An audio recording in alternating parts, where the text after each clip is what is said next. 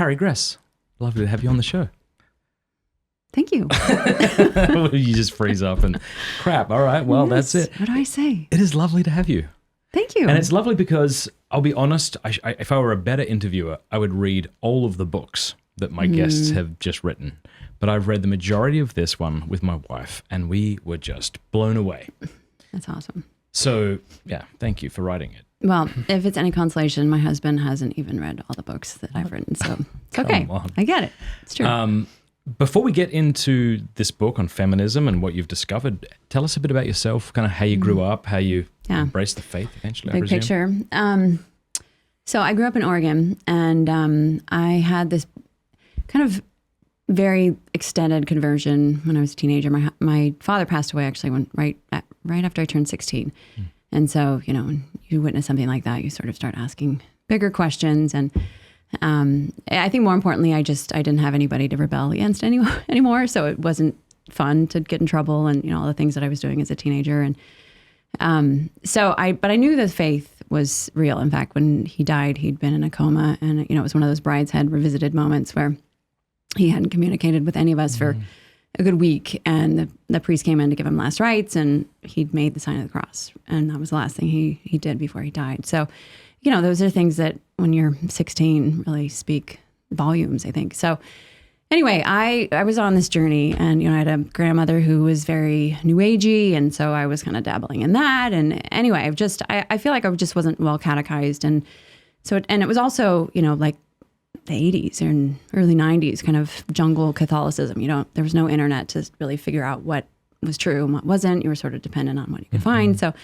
anyway, I finally ended up at Steubenville doing my master's degree. And, it was like, how did that happen? How did you hear of Franciscan? I think actually I just had heard about it. There was a group of women actually that I used to pray the rosary with every week. They were like all my mom's friends, and their kids were my friends. And but I was just really searching, and between them and I spent all this time in the mountains. Our family had a house in the mountains, and I was there by myself all the time. So I think God was just really speaking to me and forming me. But they were the ones that told me about Steubenville, and so I came here for a month just to take some summer classes. I'd never heard the word apologetics before. And I think I took a course on apologetics. And I show up, I wanted to do a master's degree in philosophy because I had studied history at the University of Oregon, and I just thought I was interested in kind of the intellectual life. But so I get here, and so I remember somebody asking me, like, well, who's your favorite philosopher? And of course, the answer, as most people that are familiar with Steubenville know, is probably a Thomist or St. Thomas or a phenomenologist of some sort. And I think my answer was Michel de Montaigne, who, is totally obscure. He wrote essays, but not the right answer at all. Like, nobody had any idea. So anyway, I felt, it was just an amazing thing to go from, marijuana capital of the world in Eugene, Oregon to Steubenville. But yeah, it was here that I actually met people my own age that had the faith, and people actually, I learned the difference about mortal sin and venial sin, and, those kinds of things that I just hadn't been well catechized in. So anyway, that's really where I think the faith, took a turn, because I was finally getting the truth, but I was also getting the intellectual formation to sort of put all the pieces together. So anyway, that's kind of the long story of how I got into the church. But so after that, I, of course, vowed I would never do another degree. And then I ended up at Catholic U, and now I have a PhD in philosophy from Catholic University, and eventually met my husband, and we were both living in Italy at the time, and we moved back to the States, and 5 kids, and finished up my doctorate and started writing books. So that's kind of beautiful. What's happened. And I remember you saying that when you had begun writing this book or researching for it, you weren't sure necessarily what you'd find. Is that correct? Yeah. So I started this book, and, I knew I wanted to write something. I wrote the book called The Anti-Mary Exposed, which came out like 5 years ago. And what's the summation of that? So that book is really a look at how second wave feminism is really an anti-Marian spirit. It's not, it's not an individual person like the Antichrist. It's a spirit that has sort of captured the world. So, I went all the way back to, Betty Friedan and a lot of the second wavers. And I thought, make the argument, they're not just like listing away from Christianity. They're like diametrically opposed to it. So that was what that book was. And that book did incredibly well. And in fact, it got canceled 4 days after Biden's if I were inauguration. you, that would be in my bio. I should put that in my bio, shouldn't I? Canceled author. What do you mean it got canceled? Well, they wouldn't let it be sold. Meta wouldn't sell it in Instagram or Facebook Marketplace. So it was, I think because the subtitle was Rescuing the Culture from Toxic Femininity, that title violated their code of conduct or whatever they call it. I can't remember the name, the wording exactly, but the book was 2 years old. It's 4 days after Biden's inaugurated.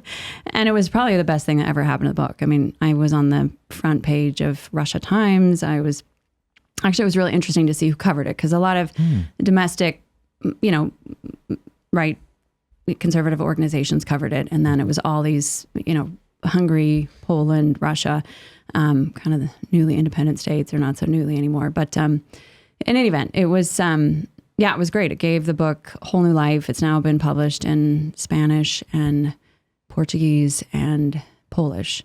So that was really why I started, when I really started thinking about women in particular and what was happening with women and, all the drama.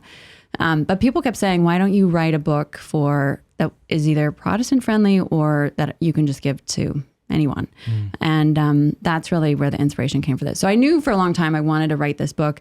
I just didn't know exactly what was going to be in it. I knew it had to be something that anybody, no matter what they believed in, could pick up and still get something out of it, because it wasn't coming from just a uniquely Catholic perspective. So that's where this one came from. And I had no idea. I mean, I started looking into the first wave of feminism, and I thought, it'll take 2 days. I can do some research on this. Maybe I'll find some nice platitudes about women in it that could be good quotes here and there, but I won't really have to do much work on that. And that's really where I ended up spending a significant amount of time, was just in all this research on the first wave, because it was what I found and what I expected to find were so opposed to each other. So that was the fascinating part, was digging into, and it helped that I had a degree in philosophy, so I was able to really sort of triangulate things and figure out context and who are the outside influences, and so that was incredibly beneficial. And so did you sort of think you would go to first wave feminism, see it as something rather noble that went off the rails, and then you were surprised? Oh, exactly. Yeah, that's exactly what I thought I would find, because that's what we keep getting told. That's the narrative. That's sort of, we're just assured that the first wave was good, and it was, a very healthy, pure kind of feminism. And then the second wave is where it was sort of blended with Marxism and chaos. And this has been quite a journey for me, because I think a lot of people who haven't studied this topic just would have thought, well, feminism, that sounds like, okay, you don't want women to be oppressed. And so now there's this thing that helps them not be oppressed. Right. So it's very simple. To be against a thing that helps women not be oppressed seems like a terrible thing. And then I think as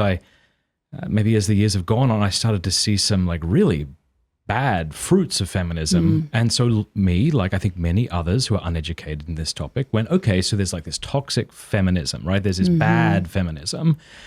But reading this book, I have come to the conclusion, and if you think it's hyperbolic, I'd like to be corrected, that feminism is evil, root and branch. And to say that you're, let's say, a Catholic feminist would be akin to saying you're a Catholic Marxist. It's you can't do it. And that this really opened my eyes to that. And no, I think you're exactly right. And that was really what I discovered. I mean, it was not my intention to uncover that. I would have loved to have made it simple on myself and just say, we can have Catholic feminism because there's this great section that hasn't been tainted by all these awful things that I discovered. But I think it's deep down in its roots. It's got some massive problems. Now, people will say, well, can't you just still say there's Catholic feminism? But I think that's a problem, is it's about definitions. We're not good about defining what we mean by feminism, kind of across the board. And so it's come to mean like whatever you want it to mean, sort of your articulation of it, like it's just helping oppressed women, I think is sort of how most of us think about it. And then when you really start looking at what it's meant for 200 years. Yeah. I think then the onus comes to those who want to continue using it. Like, Yes, that's okay, right. you have to say you're a feminism that's not interested in the occult. Yeah. You're a feminism that isn't interested in So-called free love.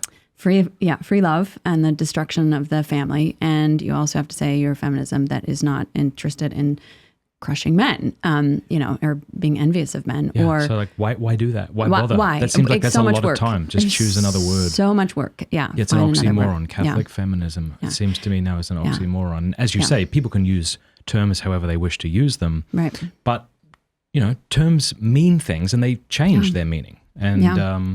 like the word gay has changed, And Significantly. so I guess you could say, well, I'm a gay Catholic. And by that, I mean, I'm a joyful Catholic. But why? Right. No, stop doing that. So much work. Yeah, Right. Yeah.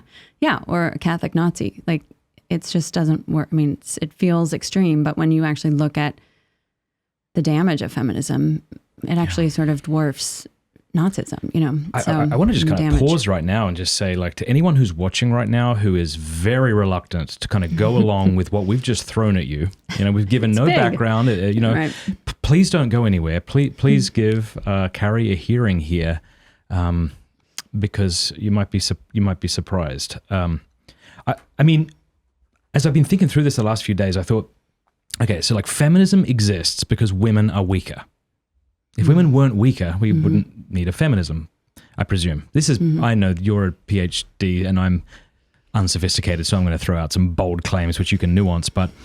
And by weaker, I mean vulnerable, more vulnerable. And by vulnerable, I don't mean a deficiency. There's a vulnerability that women ought to have, which is part of their beauty and genius, why you're the crown of creation. You can do so many beautiful things that I can't do, It's kind of, I would liken it to like children. Like children are more vulnerable because of their size. And maybe there's some kind of word we can come up with, some kind of infantism, that's not a good word, but something like that, where it's like, how could you possibly be against that? Like it's about, we all know that children get abused. If you say you're against the thing that seeks to liberate them from that abuse, like you're actually a horrible person, all right?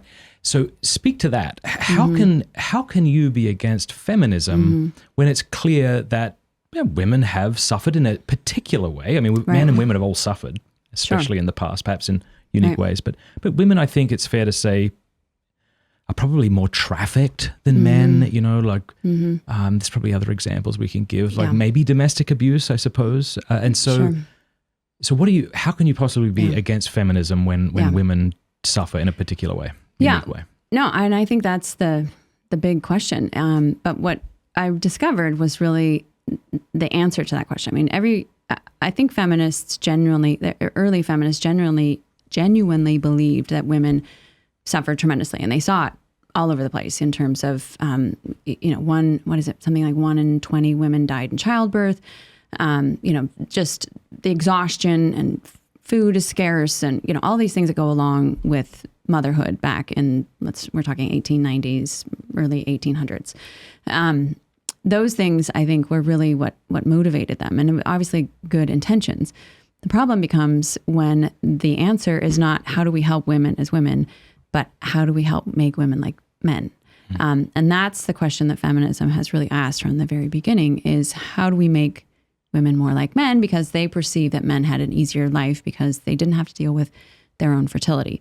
Now, that's the real crux of it, is the way that we've arranged society so that we've really placed the masculine up as this idol, that our lives are much better when we don't have children, we don't need husbands, we have this career, we're in control of everything, we're sort of masters of our own life. And this is that idol of the ideal woman that we've created. And it's no accident that she looks a lot like a man in what the feminists believe was. I'm thinking is the even ideal. when they wrote Elaine into Seinfeld, they they intentionally wrote her as a male character. She would speak like a male, she would act like a male. Wow, Obviously, I didn't she's know that. sleeping with dudes and stuff, but they wrote her like that. Yeah. Oh, that's super interesting, and I think that says a lot because it's just that easy And even when same actress, when she was in that movie V, or the TV series V. I never watched it, but I just have been reading up on it because I'm looking at this pattern of how much we've been sort of brainwashed by it. But again, that same sort of character, like she had a daughter, but she's not very maternal.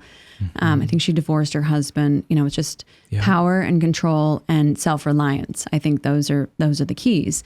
And this understanding of the vulnerability, which you pointed out, that was what they were trying to erase. And that was what they perceived to be the problem. Like, how do we get rid of that vulnerability and put in instead something that's more attractive, more empowering, more liberating, all of this kind of language that we hear so often. But it's really loaded with, how do we erase our children and our families, the nuclear family. Let's go back to the first feminist, Mary Wollstonecraft, and talk about her. Where was she coming from? Yeah. What do you think she may have been perceiving that was accurate? What was she trying to respond to, and how did that quickly go off the rails? Yeah. So Mary Wollstonecraft is really fascinating because she's called the first feminist. Of course, the word didn't exist then. But I think what a lot of people don't realize is that she's actually responding in a lot of ways to what's happening with the French Revolution. She's responding to Edmund Burke, who's, of course, he's writing from England saying, what are you doing in France? I mean, this is a disaster of epic proportions because what you're trying to do is pull down all of the platforms that have been kept your society healthy, in the church and the military and all of these kinds of things. And he's writing and responding in many ways to Thomas Paine, who had been a friend of his. And Thomas Paine writes a book called The Rights of Men. Well, Mary Wollstonecraft was a friend of his. She actually met her husband through him, although they didn't get together until much later. But in any event, she's writing, first writes a book called The Vindication of the Rights of Man. So you take it, play off of Paine's Rights of Man. And then she writes a second one called The Vindication of the Rights of Woman. And this is the book that really is sort of targeted as the feminist, the first brick in the wall of feminism. And most people have read it in college. It's so hard to read. It's so unfun to read. It's just this emotional, scattershot. There's so much going on in it. And a lot of times you feel like, didn't I just read this? There's a repetition. And I'm not the only one that said this. Even her husband, William Godwin, said this to her, why did you write it so unsystematically? And, she didn't respond till much later, but she basically said, because I felt the passion was important and whatnot. So anyway, the main thing that she provides the foundation for is this idea, which I think you could call, later became smashing the patriarchy, is this kind of envy directed at men to get rid of any kind of hierarchy. So the church has to go, the military has to go, the monarchy has to go, anything that the family, marriage, and she's not that extreme. I mean, there's some things about her that are salvageable. That I think she doesn't go that far. But those other that's things, the next generation. Those other things are what really are the spark, I think, behind it. And she's a woman that she had this horrible life. I mean, in terms of her childhood, she had this very. I think her father was alcoholic, and he was mercurial, and there's an awful story about him hanging the family dog because he got angry, and her mother was just this super I guess submissive is the right word, just awful woman, and had loved the first son and didn't really take care of the rest of the children. So Mary ended up taking care of them. So you can sort of see, and this is the pattern that also emerges too, is that so many of these women just had this broken lives. And so the response is, well, if this is what broke me, then we have to get rid of it. I mean, over and over again, that's kind of the pattern that comes out. Instead of saying, maybe we should go back to the 10 Commandments and some sort of basic principles of treating people. And that's the other thing that I think is important, is Wollstonecraft is responding in a way that she's from, the Enlightenment era, the Romantic period of that era. So she's trying to make her arguments without the 10 Commandments, without any reference to Christian morality. She's trying to sort of grasp at sort of pagan ideals and things like that too. So anyway, I think there's a lot that Mary Wollstonecraft does. I think that, again, there are some certain things that she said that were fine. I mean, she was very focused on education for women and things like that are obviously important. But So she's that foundation piece, though. And as I was reading through it, I thought to myself, maybe a fella was the quote unquote mother of feminism, namely her, son-in-law, Shelley, right? Yeah. So Shelley is her son-in-law. She never met him because she died giving birth to Mary Wollstonecraft Shelley, who wrote Frankenstein. We know her from which I just wanted to like so much, but found it so boorish and emotional and mopey. That's the Romantic period, though. I mean, that's kind of what they were all about. Like, but they when were was Dracula rejecting. written? Because I loved parts of Dracula. I don't know when Doesn't Dracula matter. was written, but yeah, that's a good question.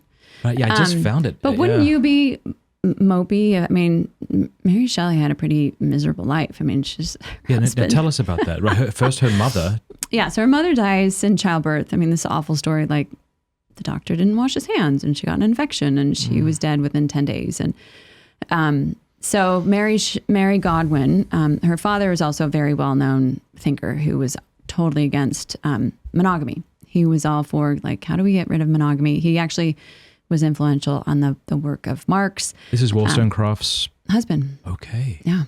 Yeah. And the fact that they even got married was pretty remarkable. But Wollstonecraft had already had a child out of wedlock, and she saw how hard it was for her first child. So she thought, we'll get married, and then it will be easier for all the girls to have a father, just in terms of society. So anyway, so then Mary Godwin grows up.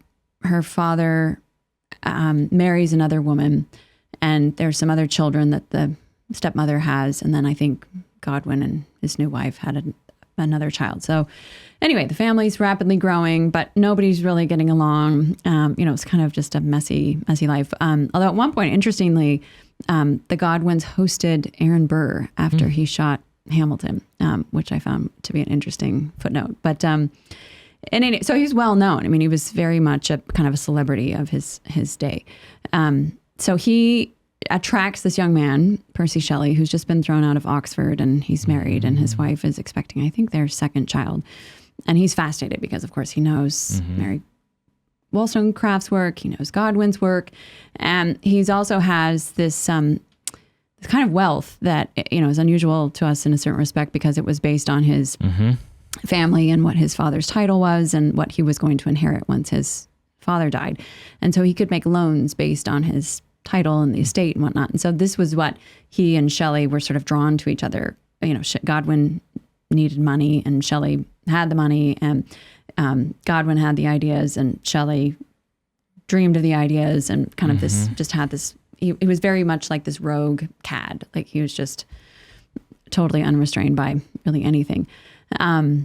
So he meets Mary Godwin, and they immediately fall in love and fall for each other. He convinces her to leave with him. He leaves his wife. The two of them run off, along with her stepsister, who was from the new wife. The three of them, Claire is her name. I think her name was initially Jane, and she changed it to Claire because it was more exotic. So the three of them run off to France, and it's this debacle. It's supposed to be this romantic getaway, and it ends up, and they're like broke and seasick, and everything awful happens to them. So they would go back to England. Finally, Shelley's wife kills herself, and so Shelley and Mary Godwin, they're able to marry, and they have children. And I mean, the story just goes on and on. It gets worse and worse and worse. Reading this book was kind of like, I don't know if you ever read Dostoevsky's The Devils. You're just hit in the face with 8,000 names that you're trying to keep. That's a hard part. I know. You sort of like need a whiteboard, this person, that person. So there's a lot of details. And I guess that's the great part about just focusing on Shelley and kind of what he did, because really the grandfather, he's the grandfather of feminism. He's the one that came up with the idea for the ideal woman That's what I found was interesting. Yeah. So Wollstonecraft writes this work, and she has some ideas, but it's really her son-in-law who's into all sorts of rubbish, like you name it, spiritualism or demonic kind of occult activity. Yep. Locked himself in a tomb in a church and tried to summon something. The devil. Like, this is where feminism comes from. That's just wild. Yeah. Yeah. Because I think when we think of free love, which is such a euphemism, right? Because it's neither free nor is it loving. It's sort of like enslaved passion, I suppose. Right. When you think of that sort of thing, you think about people wanting to tear down monogamy, and unless you know something of history, which I don't know a great deal, I suppose, you would just assume that this was like a new idea, like in the 60s or something. And, but no, this goes all the way back to the beginning. It's all recycled. And you also have... he's taking Wollstonecraft's ideas and Godwin's ideas of free love and sort of putting them together. So while Mary Shelley is writing Frankenstein, he's writing about this woman named Cythna, who is this ideal woman. The first woman in all of literature, I think, that didn't have a husband, didn't have children. She wasn't encumbered by all these relationships. She did have a relationship with the devil. I think that was her one relationship, but conveniently, I guess, for Shelley's purposes. But that's became the model for these later feminists at that point after that. And what's interesting too is Shelley's interpretation of Milton's Satan. So talk about that.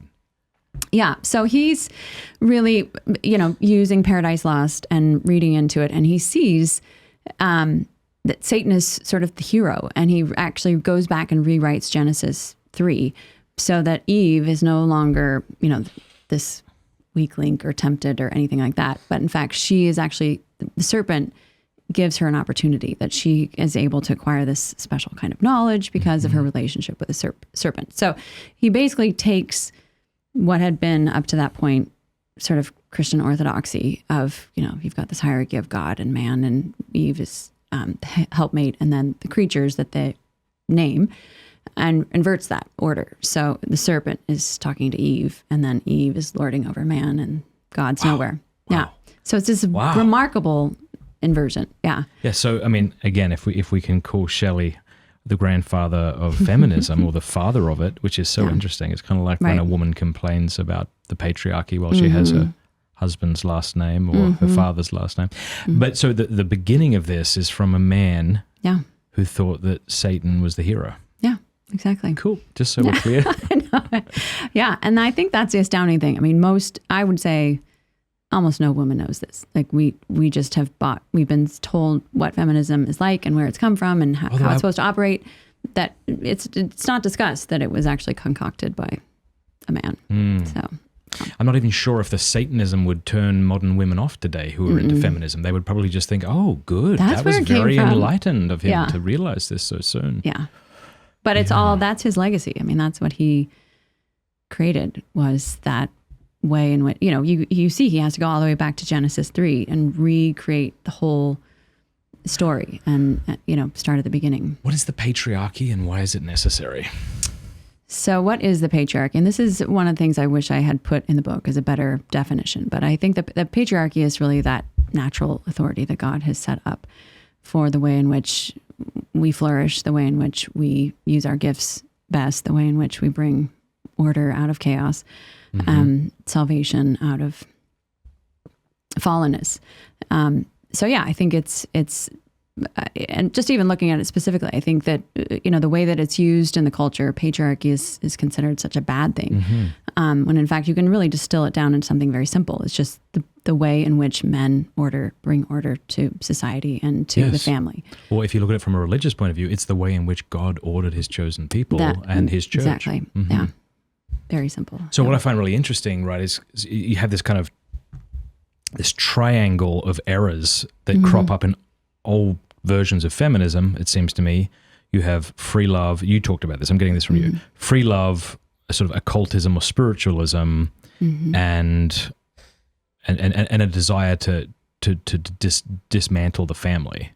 Well, I guess that's free love. That's the result of free love. Yeah, it's the smashing the patriarchy, which is that envy piece of that comes about because we're trying to get rid of all of the hierarchy. Right. So the hierarchy in the state, and then spiritualism is a response to hierarchy in the church because women are the heads of many of these things. Yep. And then the free love is just the dismantling of the husband as the head of the house. Okay. Yeah. So that's why the culture is such a mess when you take all those pieces together.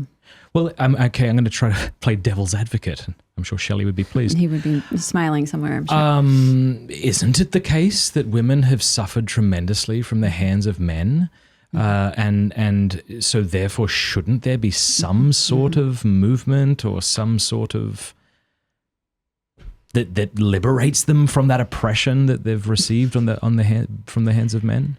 I mean, you're laughing, so I'm presuming. Isn't it the case that men have suffered terribly from women too? I mean, I think that's the bigger issue is sin. The bigger issue is how, when you move away from the 10 Commandments, people are always going to treat each other poorly. So you don't fix the problem by turning women into men. You fix the problem by supporting, inviting men to be men and women to be women, right? Yeah, and supporting women as women in that vulnerability. Instead of making that a weakness, you recognize that there is actually strength in that, because we know the vulnerability of women has the capacity to call men to be better men and to do the things that men are good at and are best at. So I think that that's the fundamental breakdown is we'll just get rid of the problem by making women more like men is the fundamental issue. All right, so where do we go to from here? I mean, maybe the two mothers of feminism within America, or do you want to go somewhere before that? Or? Yeah, I mean, I think in the interim, you've got France is the one that comes up with the word feminism, and you've got some other women that are involved. Madame Blavatsky, who creates Theosophy, who's another major player. So Madame Blavatsky, I think that's how you say her name, she created Theosophy. She's this Russian noblewoman, supposedly, who traveled the world and took all these different religions and sort of smushed them together into this, spiritualism and seance, you name it. And that's the religion that ended up really animating and inspiring Elizabeth Cady Stanton and a number of the women that she worked with, especially women that helped her write the book called The Women's Bible. Which was written roughly? So I want to say 1880, maybe. Thereabouts. I don't want to jump ahead, but I was shocked to learn that was that the book that was written on the spirit table? Oh, no, that's the Seneca Falls, what is it called? Let's see. Something Elizabeth of and sentiments. Seneca's the Declaration of Sentiments. Thank you, Declaration of Sentiments. Yeah, because she's basing on the Declaration of Independence. So wow. Yeah, so to fill in the gap that we just left. So Elizabeth Cady Stanton comes along. She has this idea. She sees sort of the issues of women. I mean, she's got her own issues. Her older brother died, and her father wanted a son, and so she was trying to fill that space, but couldn't do it. She had an overbearing mother. I mean, there's all these details that I go into in the book. But she's also in New York at this time when the Second Great Awakening is going on, and there's seances and mediums happening kind of all over, and there's this new way in which the women in particular are communicating with the spirits, and it's through this knocking on these particular tables. And so they're called spirit tables because that's where they would operate and they would conjure up the spirits, and the spirits would give them answers. This is wild. Yeah. These women are thought to be saints in secular America. Yeah. No, her spirit table is actually in the Smithsonian too. Yeah, the same table. And do they comment on what it is? I don't think so. Do they just call it a spirit table? It's just called a spirit table. Wild. And it's phenomenal too, because the other thing that happens is they take men completely out of the picture with this spiritual world. They don't need a pastor anymore. They don't, they can get all the answers that they need from the knocking on the table, which sounds legitimate. Very legitimate. Doesn't it? No, I mean it. What I mean is it sounds like a legitimate supernatural experience. Oh, I think it absolutely was. And it took over the country, it was like wildfire, because you have to remember, the Civil War just happened. So you have all these dead men, and you also have, as I was doing this research, so many dead children just dying from cholera and malaria and, tuberculosis, you name it, just like that. They were there one day and they were gone the next day from these diseases. And so you have just this trail of brokenness between all these deaths. And so people were really anxious. Like, what did he say? They want to know what happened to their loved one who died on the battlefield, or, all of that. And so it was just that, that opportunity, right, that really, I think, led people to trust in it. And, we know that it's obviously not coming from God. But I think it was a very legitimate, spiritual And this experience. is the thing, right? If you have a Christian worldview, as we do, Thomas Aquinas in the Contra Gentiles, I think, talks about people believing in many gods, and these many gods were demons. That's who they were. Yeah. And so we have the heroes of American feminism communing with demons. Yeah. Yeah. And not even hiding it. Not even... No. And Cady Stanton was very much she was raised Calvinist, and she abandoned that. She was very active in anti-Christian kinds of work. She had kind of a real antipathy towards it. And that comes through in her book, The Woman's Bible, where, it's sort of like, if you read it, you can still get it today. If you read it, it sort of feels like your angry teenager sort of commenting on, how women are treated in the Old Testament and thereon. And it's just... And when you read sad. it, do you get the sense that, yeah, she's right, she has some points, or no? No.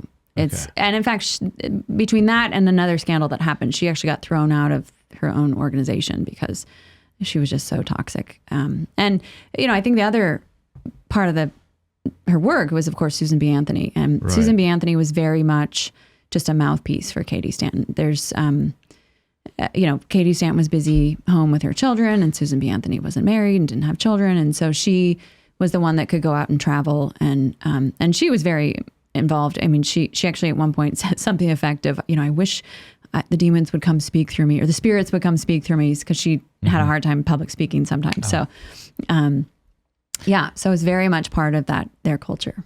Yeah, here's what you write. Spiritualism spread like wildfire. Estimates have ranged from 2 million adherents before the Civil War to close to 7 million after.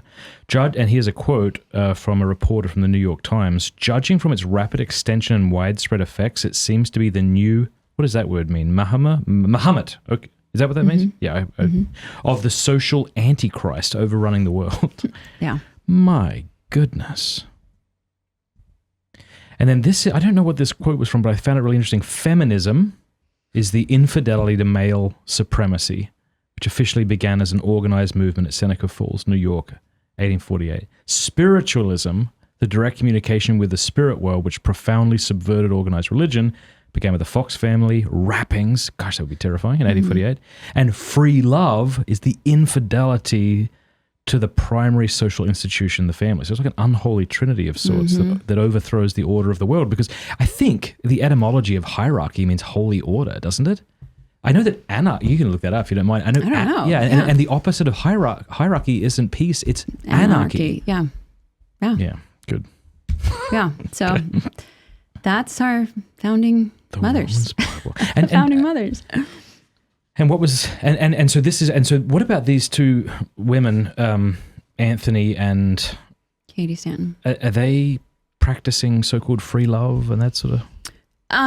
No, I don't. I think Cady Stanton, I had the impression, was monogamous and probably not very happy in her marriage. And Susan B. Anthony never married. That's actually one of the interesting things. Her biographer spent 4 days burning her papers. So there's a lot of content that we don't have about her anymore, which is also kind of a weird thing to do. Like, what was being hidden? And there's some intimations that she might have been a lesbian. I mean, it's sort of one of those things to not read between the lines. And I didn't put it in the book because I didn't feel like I had it substantiated sufficiently. Good for you. But there's good for you in the sense that you don't want to overstate your case and get something wrong and be discredited. Exactly. Hierarchy comes from hieros, meaning supernatural or holy, and archos, meaning ruler. Sorry. Yeah, so feminism. Yeah, so it starts in ecclesiastical. Yeah. It starts in ecclesiastical and was extended to governmental because we use similar words like diakonos for like how Caesar is referred to as diakonos in Romans, that kind of thing. So that's how it expanded to meaning in more in secular world. Thanks. All right. The 60s? Or am I moving too quick? I would only just flag that, the dramatic communist revolution in, what's happening. But much of it coming from Thomas Paine again. He's sort of considered the first socialist, and you've got all these real changes happening on, the world stage in terms of the role that communism is playing and the way in which, if you look at the Soviet socialist revolution, you can see what happens to women in that. They go to work, their children are being taken care of by somebody else, and abortion is, you can get as many as you want. And what you just said about Marxism and its effects is what we live in America. Women go to work, someone looks after their kids, and abortion. Yeah. So we've all been made Marxists because of Betty Friedan and others who were actually very involved blending communism and feminism together. So right, you just switch the proletariat and the bourgeoisie. So you have the oppressor and the oppressed. Same thing with the BLM movement, right? It's Marxist through and through. We would never have gotten to woke culture if it was not for feminism. It was feminism that was like the first, like, how do we tweak this and make this effective? Break that apart for me. Slow it down and help me see that. So feminism is the one that was the first time it's no longer about classes, it's about men and women. Man's the oppressor, the woman's the victim. And that then translated through feminism. You've got all these women like Angela Davis and others who then say, well, let's apply that to race. Let's apply that to sex. In terms of the gay, lesbian, that whole movement, they took on they copied that actually. So if feminism hadn't been so successful, if we hadn't adopted it so well and allowed women to be considered victims all the time, men considered to be oppressors all the time, and we would never bending over themselves to apologize continually to no avail. Yeah, what does that sound like? So anyway, I mean, that's what we've created. It's the model through which BLM and the rest have just found so much success and very little pushback. And you talk about the brilliant strategy of certain feminists in their propaganda to go to the emotions and around the intellect. Yeah. Tell us how they did that. So this is where Betty Friedan comes in, Betty Friedan was very much she always claimed to be just a housewife, and she wasn't really interested in women's issues until the 50s. And I happened upon this book that was written by someone that actually knew her quite well. And he saw her teaching at someplace and was like, that woman is using Saul Alinsky's tactics with her students. Like, how does she know that? And he was really like captivated by it because he said, this is a woman that became popular around the time of McCarthy. She's clearly a communist.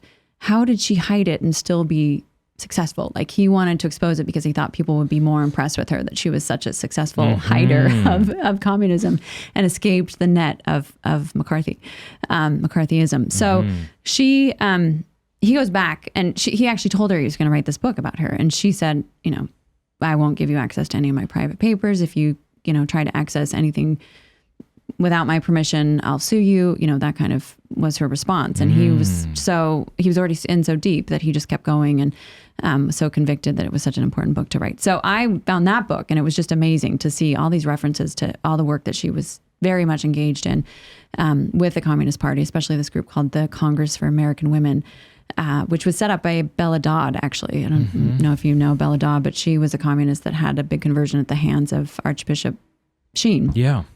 And so she's the lawyer that set up the Congress for American Women. And the language that she uses, one of the things that she says was we were trying to control the power of purchase that women had. So they were trying to rein in capitalism, rather, by telling women don't buy stuff, kind of thing. That was one of the their goals, stated goals of the Congress for American Women. So Congress for American Women ends up being disbanded because it was by the House Committee of Un-American Activities, because it was so obviously Soviet propaganda.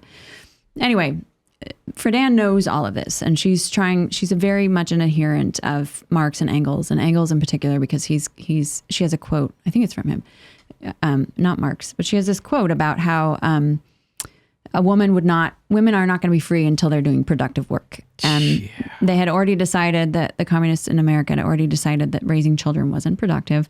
So you had to get women out of the home. But she and, Simone de Beauvoir said, well, if you give women the choice, they would never leave home. And Simone de Beauvoir's like, hold my beer, let me show you. So she's got this degree in psychology. So the whole book, The Feminine Mystique, which sold 3 million copies in the first few years. That's amazing. She's using without Amazon, right? No Amazon. Yeah, exactly. So you can tell how huge it was. But she just hits this nerve of... First of all, Simone de Beauvoir is just a beautiful name. I know. It's amazing how beautiful the name is. For such a demon. Yeah. No, that was too much. And then a feminine mystique. Like, what a lovely, it's also lovely and French sounding. Yeah. And exciting, isn't it? Yeah. And that's the initial part, is just sort of the trappings of it. But in it, she uses both that women are victims. Like she talks about how she interviews these other women that she went to college with, and they're all very unhappy at home, which certainly understandable. I mean, these are the women that went to college and they didn't do anything to learn how to raise children. I mean, so many of us experience that now. Like I know when I was first home with my kids, like I don't really know how to cook and all of that. I mean, there's a big learning curve, but she like pinpoints that. I mean, these are the wealthiest women in all of human history at this stage.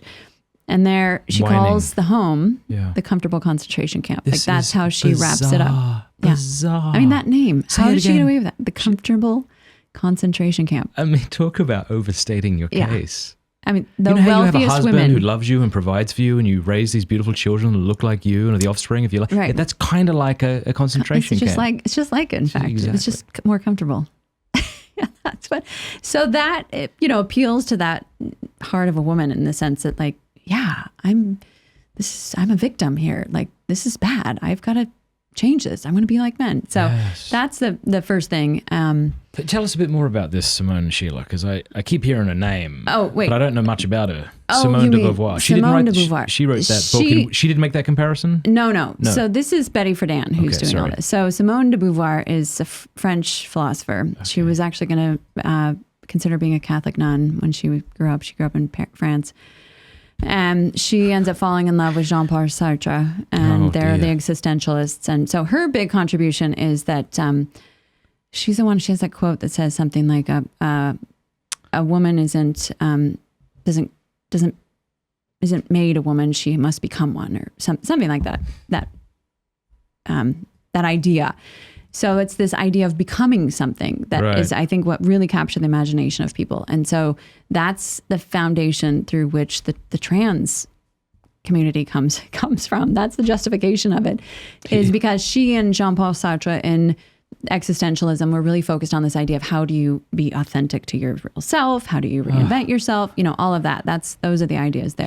Here's a quote from her. In 1975, the more strident Simone de Beauvoir, in an interview with Friedan, took this argument a step further. Quote, "No woman should be authorized to stay at home and raise her children. Society should be different. Women should not have that choice." Wow. Yeah. Should not have that choice. Screw you, Simone. Precisely because if there is such a choice, too many women will make that one. Yeah. And again, you can hear sort of the dripping of production. Our freedom is in being able to produce something. And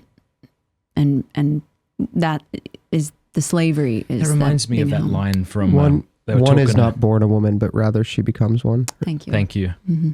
That reminds me of that line from Hillary Clinton. Didn't she say something? Didn't she kind of disparage housewives at some point, saying something like, "I'm not going to go home and make cookies," or something like that? It would have been really good if she did, I think. It would have been a much better idea. Maybe she could go make some more cookies, Hillary. What else do we need? I want to know something more about Simone de Beauvoir, so when people bring her up, I can sound smart. What else? Tell us a bit more about her life. I mean, the one thing that very few people know about her is that she and Kate Millet were actually very involved in getting the Ayatollah, the revolution in Iran, and what we're experiencing today is partially because of them. They were in Paris with him, planning and plotting the revolution in Iran, and they had convinced him. So they thought that it was going to be this glorious woman's revolution, that he was going to make Iran the first sort of paradise for the unencumbered woman and the ideal woman. So Kate Millet was there first when the revolution's happening. I think she lasted for like 6 days before they deported her. And Simone de Beauvoir shows up, and I think she's there for like 2 days. I mean, not a long time. But of course, I mean, he was just completely playing with them. He had no intention of making this some sort of women's revolution. It was absolutely all about power and control. And, this is why they were quickly deported out of the country. But yeah, it's amazing to see sort of just the echoes and the ramifications that these women have had on a national scale that, we know so little about. Or international scale, I should say. Now, this was wild to me. In the late 1960s, somewhere in the West Greenwich Village section of New York City, at Lila Karp's apartment, 12 women led by Kate Millet sat around a large table and repeated this chant. So when you say repeat, because I'm going to read it, when you say repeated this chant, was it something, because it's quite long, was it memorized? It was, I don't know if it was memorized, but it was like a litany of sorts. I mean, it was just something it's like a demonic litany. Listen to this. To make revolution, what kind of revolution? The cultural revolution. And how do we make cultural revolution? By destroying the American family. How do we destroy the American family? By destroying the American patriarch. And how do we destroy the American patriarch? By taking away his power. How do we do that? By destroying monogamy. How can we destroy monogamy? By promoting promiscuity, eroticism, prostitution, abortion, and homosexuality. Dear Lord. And this Millet, Sheila, was thought of as the high priestess of feminism. The female Marx was her other title. So, so Mallory Millet is Kate Millet's sister. Mallory Millet is still living. She and Kate grew up in Minnesota, and both were sort of on the same, somewhat radical tracks. But Kate Millet ended up, she was just a genius, but she was very much a radical feminist. She was studied under Wilhelm Reich, who was he wrote the book, The Sexual Revolution. She was this kind of new left or Marxist mouthpiece. She wrote the book, Sexual Politics. And she was on the cover of Time magazine, and she ended up, I think she was married, or I know she was married, and then she ended up coming out as a lesbian and had all this mental illness, was in and out of mental institutions with schizophrenia, all kinds of things. I mean, she was just kind of a hot mess. But her driving goal was really just all of that. I mean, she just wanted to she wanted this revolution to happen. And she's a firm believer that, women needed to be as tough as men. And she saw that toughness in abortion.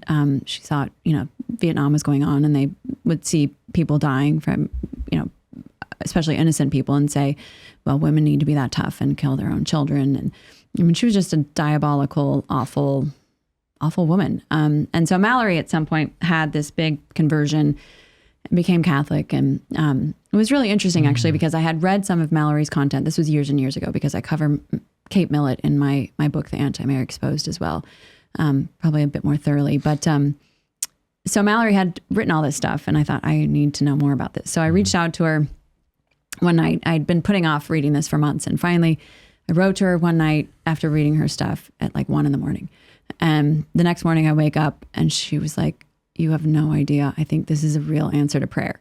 She said that she had just spent the whole day, while I'm thinking I need to read her stuff, she's just in this depths of despair, thinking, I will never get the message out. How do I get the message out that this woman has destroyed our culture? How do I somewhat bring some reparation to what she's done? And so then she gets this email from me. And it was great, because we talked on the phone, and it turned out that she was going to Mass that morning with the priest that celebrated my wedding. So we had this great connection, and our good friend, Father Vincent Lopez. So anyway, it was just this amazing connection. But so Mallory has been really instrumental in providing me a lot of the research on Kate and Kate's involvement in the movement. Just, even things like the way that we treat mental illness in the United States. I mean, much of that was from Kate's influence, the fact that people are on the streets in California. This is a lot of her, because she was a big advocate for not having people institutionalized. Okay. Just let's let them out. And so that, she just, the women's studies programs that we have in the United States, so many things. She was involved in just this incredible destruction that we, so few of us know who she is, aside from Mallory's work or my books. She just kind of flew under the radar. And she really, because she was so mentally ill, I think people just stopped promoting her. Unless you lived through that period, you wouldn't really recognize her as this incredible influence in the feminist movement. Right. Now, I know we've already talked about this, but this spiritualism, occultism stuff never lets up. It just keeps getting more intense. If it can get more intense than Shelley summoning Satan and seeing him as the hero. Yeah.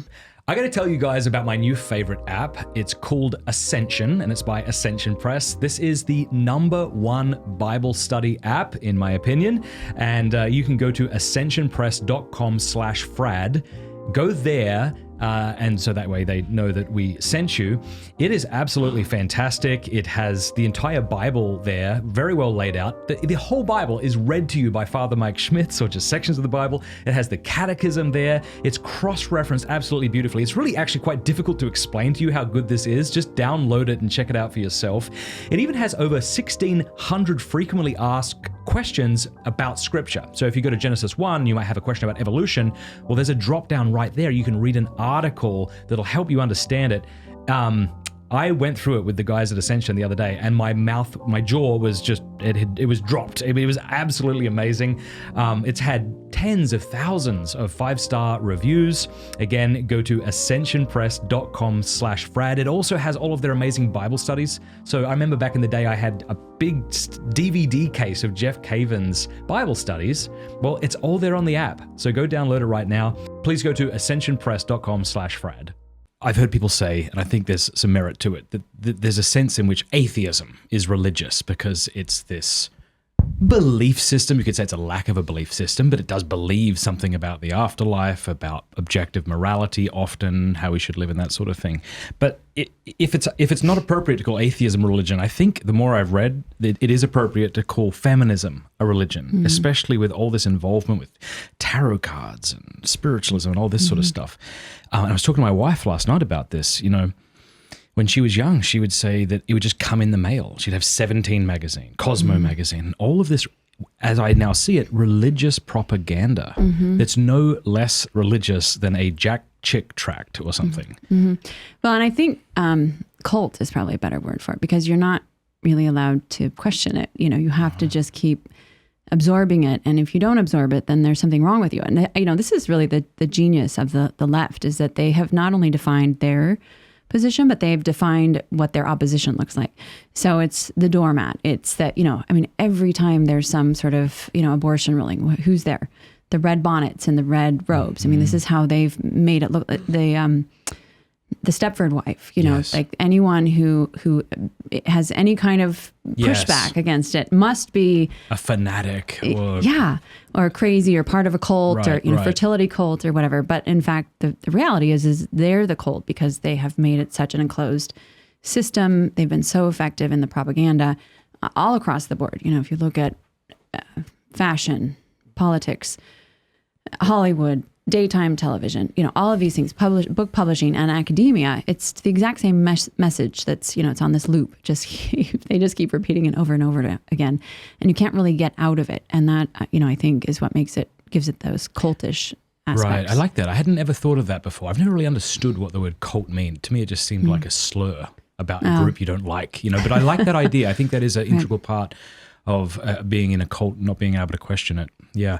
What's also interesting to me is how feminism just keeps morphing in a sense. And really, it seems like it's seamless. And but of course, if you were to go and tell Mary Wollstonecraft that you are a woman who, in fact, has a penis, she would suggest that you seek medical attention. Yeah, absolutely. And I think the Barbie movie was like the perfect example of that, because tell me about that, because I never watched it. Well, you're lucky. I went to it with my daughters because I had to write a review of it. It's like research with you. It was so painful. Like, why? It wasn't funny, you know. It was just it's supposed to be a comedy, and there's like one laugh line, and of course Ken delivers it, and you know, but it wasn't engaging. But you know, the whole there's not one man in the movie who's necessary or useful or good. They're all just kind of bumbling idiots. And you know, the whole overriding message is that there's order when women are in charge. I mean, that's fundamentally what it was about. But what's amazing is the packaging, because Barbie was really like a very anti-feminist kind of idea. You know, people, a lot of feminists you hear like wouldn't let their daughters play with Barbie because she's this bombshell. You know, like we don't want promoting that kind of femininity or whatever. What is perceived as a male standard of beauty. Yeah, I think that's exactly right. So now to sort of kind of bring her about and make her this icon of feminism is amazing. And, you know, I think some of it is because they're realizing that a lot of the feminists are aging. You know, if you look, most of them are over 60. So they needed to bring in a new audience. So how do you do that? Well, with pink, pretty clothes, you know, there's a few very tender moments. So those emotional appeals sort of make us unguarded. And that's just, they were very effective with it. But I think they're trying to just sort of groom the next generation and sort of morph it into something that feels more applicable to young women. And even the protagonists in the film, the real humans are a mother who's sort of my age, and then her teenage daughter, who are, loggerheads with each other. And, who can't relate to that when you have teenage children? So, and how they sort of come together through their Barbie experience or whatever. So anyway, it's amazing how deeply, it's just thoroughly propaganda. Thinking it through on the spot, I suppose I would say what feminism has been to women, pornography has been for men. Porn has emasculated men, and feminism has defeminized women. And, it's easy to say, look at a man and just berate him for why he looks at pornography. And of course, pornography is shameful and ought not to be engaged in. But when you begin to realize that, someone showed this to him when he was 8. Yeah. And then he was on a steady diet of it. And you start to have compassion for the man. I'm so sorry. I'm so sorry you were raised in this kind of society. So too with women. Yeah. It seems to me that this book that you've written is an act of compassion for women and will help men marry women who might be beginning to heal from this. Yeah. Stuff. And I think that's a great way to articulate it, because there's so much bitterness towards women. And then when you start realizing, we didn't choose this actively. This has been crammed down our throats since we were very little girls. I mean, I remember being in the first grade and being, told how I should be competing with the boys. And that was just sort of this recurrent theme that throughout our lives, this sense of I'm ambitious and I'm doing all the, checking all the boxes that 17 tells me I'm supposed to be doing, and, on and on.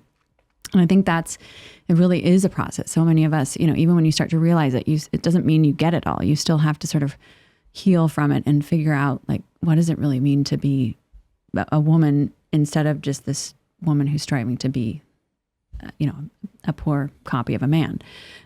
So yeah, I think it's been really helpful for a lot of men. I keep hearing some great feedback of just I have compassion now for women instead of angst and frustration and total irritation. Yeah, but I wonder how a man goes about mansplaining feminism to a woman.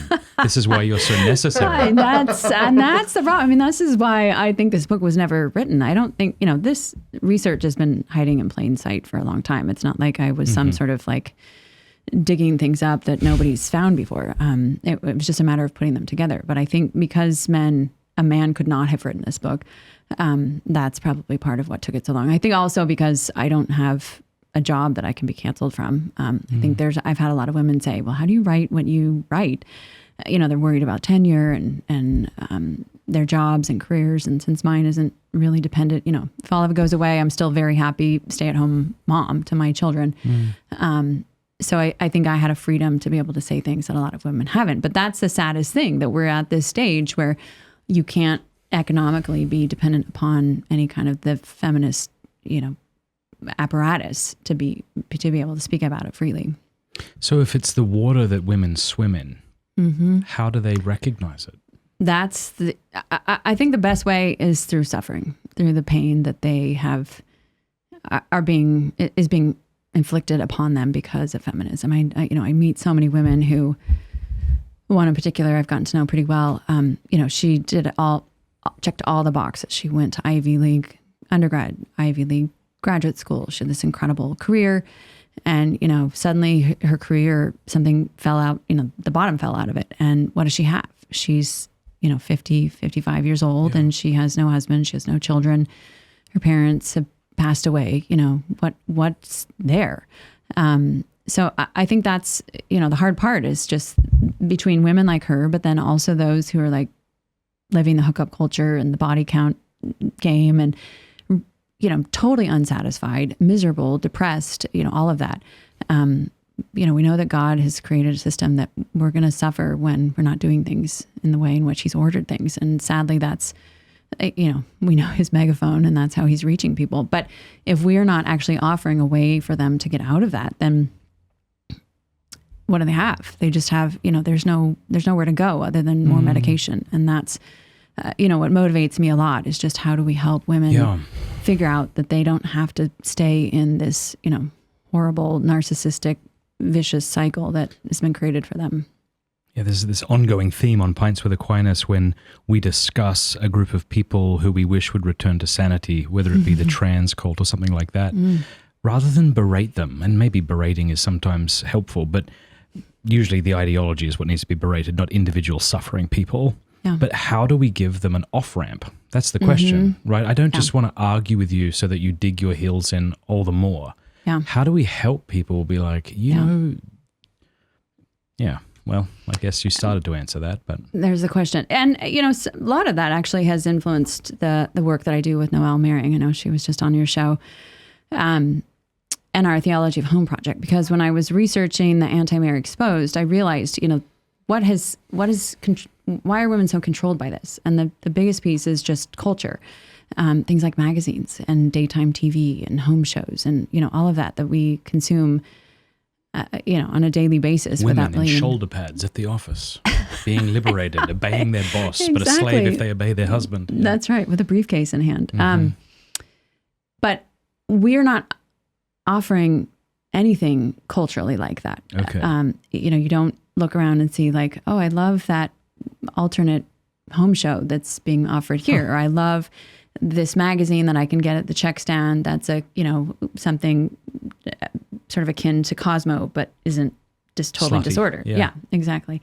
And that was really where the idea for Theology of Home came from, was how do we, you know, we've published 4 books at this point. How do we start helping women see that there's another way to live? And, you know, if we had a blank check, we could certainly do a number of these things. And we've got a few of them in the works, but just to be able to provide the visuals for women to sort of see what does it look like if you're not living. I hope that, so will these be magazines or books? Or So they're books. do you have a website that people can go to see updates? What is it? It's theologyofhome.com. I hope that these books aren't just presenting the ideal, because I would imagine if I was a woman, which I'm not and probably can't imagine it, the last thing I need is you showing me how bloody perfect you are and how colorful your books are and how they're all color coordinated. And how... Okay, but this is the thing, is we've actually gotten that criticism, like your books are too beautiful. Like, think about that criticism. Like, your books are too beautiful, even though we talk, and certainly in the church, about how important beauty is. But would you ever say that about a women's magazine? Like, would any normal woman say that about a women's magazine? Like, I'm not going to read that magazine because it's too beautiful. Like, but there's something very important about that. Is interesting, isn't it? Because aspirational. Because these magazines that present this almost unattainable standard of feminine beauty, you don't hear a lot of normal women being like, this is unhelpful. They, for some reason, have a voracious appetite for it. Yeah. And yet you have the beautiful home. Right. And then we're very upset at you. That's right. Why is that, do you think? I mean, well, it might be because so women are reasons. working. How the hell are they supposed to do that? Well, it's not even just that. I mean, we in our books, we've got like men who are like being good dads and look healthy. Oh, okay. I mean, it's not just these, you know, super staged homes that are gorgeous and, you know, totally unattainable in terms of the financial expense and whatnot. But what we're trying to show is like life well lived, but without showing the mom who's just run down ragged and her kids haven't had their hair brushed in 7 days, you know, like that kind of stuff. Like nobody's going to buy a book that looks like that. And frankly, we don't have to live our life like that. I mean, that's good. That's a bad presentation. I mean, that's what they want us to look like. I see. So yeah, I think it's a combination of things, of both recognizing that women want to be inspired by things. I mean, I remember when I had 4 kids, 4 and under, 5 and under, and my mother-in-law bought me a subscription to Real Simple. And that was like my 10 minutes once a month, like everybody's napping or something, you know, where I would just sit down and just flip through those pages. And I finally had to get rid of it because of course there were so many horrible ads in it and so much that I didn't like in it that I, you know, just wanted to get rid of. But there's something about that the feminine soul just loves, like taking it in and sort of thinking about being in a different place or about traveling or a different time of their life, or maybe something they could do in their home to change things. And we're not providing anything like that, I think, in terms of an alternative. And that's really what's, I think, motivated us. And, you know, it's been pretty amazing to see that despite the fact that we haven't had huge advertising budget, that these little books just have sold like hotcakes and have become kind of the go-to gift for weddings and bridal showers and baby showers and that kind of thing, because I think women are really hungry for something that feeds them. It's not just the visuals, it's really rich content too. So how do we feed them on all these levels in a way that's compelling instead of just kind of embarrassing or disappointing? Now, it seems to me that if you're going to want to claim that feminism is evil fruit and root and branch, I'm going to want you to say something about the fruit that goes against the kind of wisdom of the day. Like, I'm going to need to hear you tell me something like, women should be at home with their children, they shouldn't be working. Or I need you to say something like, of course women should submit to their husbands. Or women need to kick up the ass. I mean, you go to these men's conferences and the men are yelling at each other to like suck it up. You got to take your family to heaven. Yeah. You go to women's conferences and you hear, hey ladies, you're not understood. Now, I haven't been to a lot of women's conferences, so maybe I'm wrong and you can tell me if I'm wrong. They sound just like that. But it seems to me that if, I'm going to challenge you a little here, that if you're going to sit here and say, well, I'm totally against feminism, how it arose and where we, and yet not have any unpopular opinion as to how men and women should structure their lives, then I'm going to find that problematic, I think. As you should. I think that it's the real key is just recognizing motherhood. This is the one thing that feminism has tried to erase from us. And, you get into trouble if you just say that because there are so many women that will say, well, I don't have children. You're still called to motherhood. What does motherhood mean? It's psychological, it's biological, it's spiritual. All women are called to mother others. We're all called to provide shelter, protection, nourishment, and a kind of mentoring that helps people become who God meant them to be. So that can happen in the workplace. That can happen, we have to be very practical too, because it's not the case that all of us suddenly like, oh, I've left feminism, so I'm going to have this ideal life of, husband and 2.3 children or whatever. It doesn't work that way.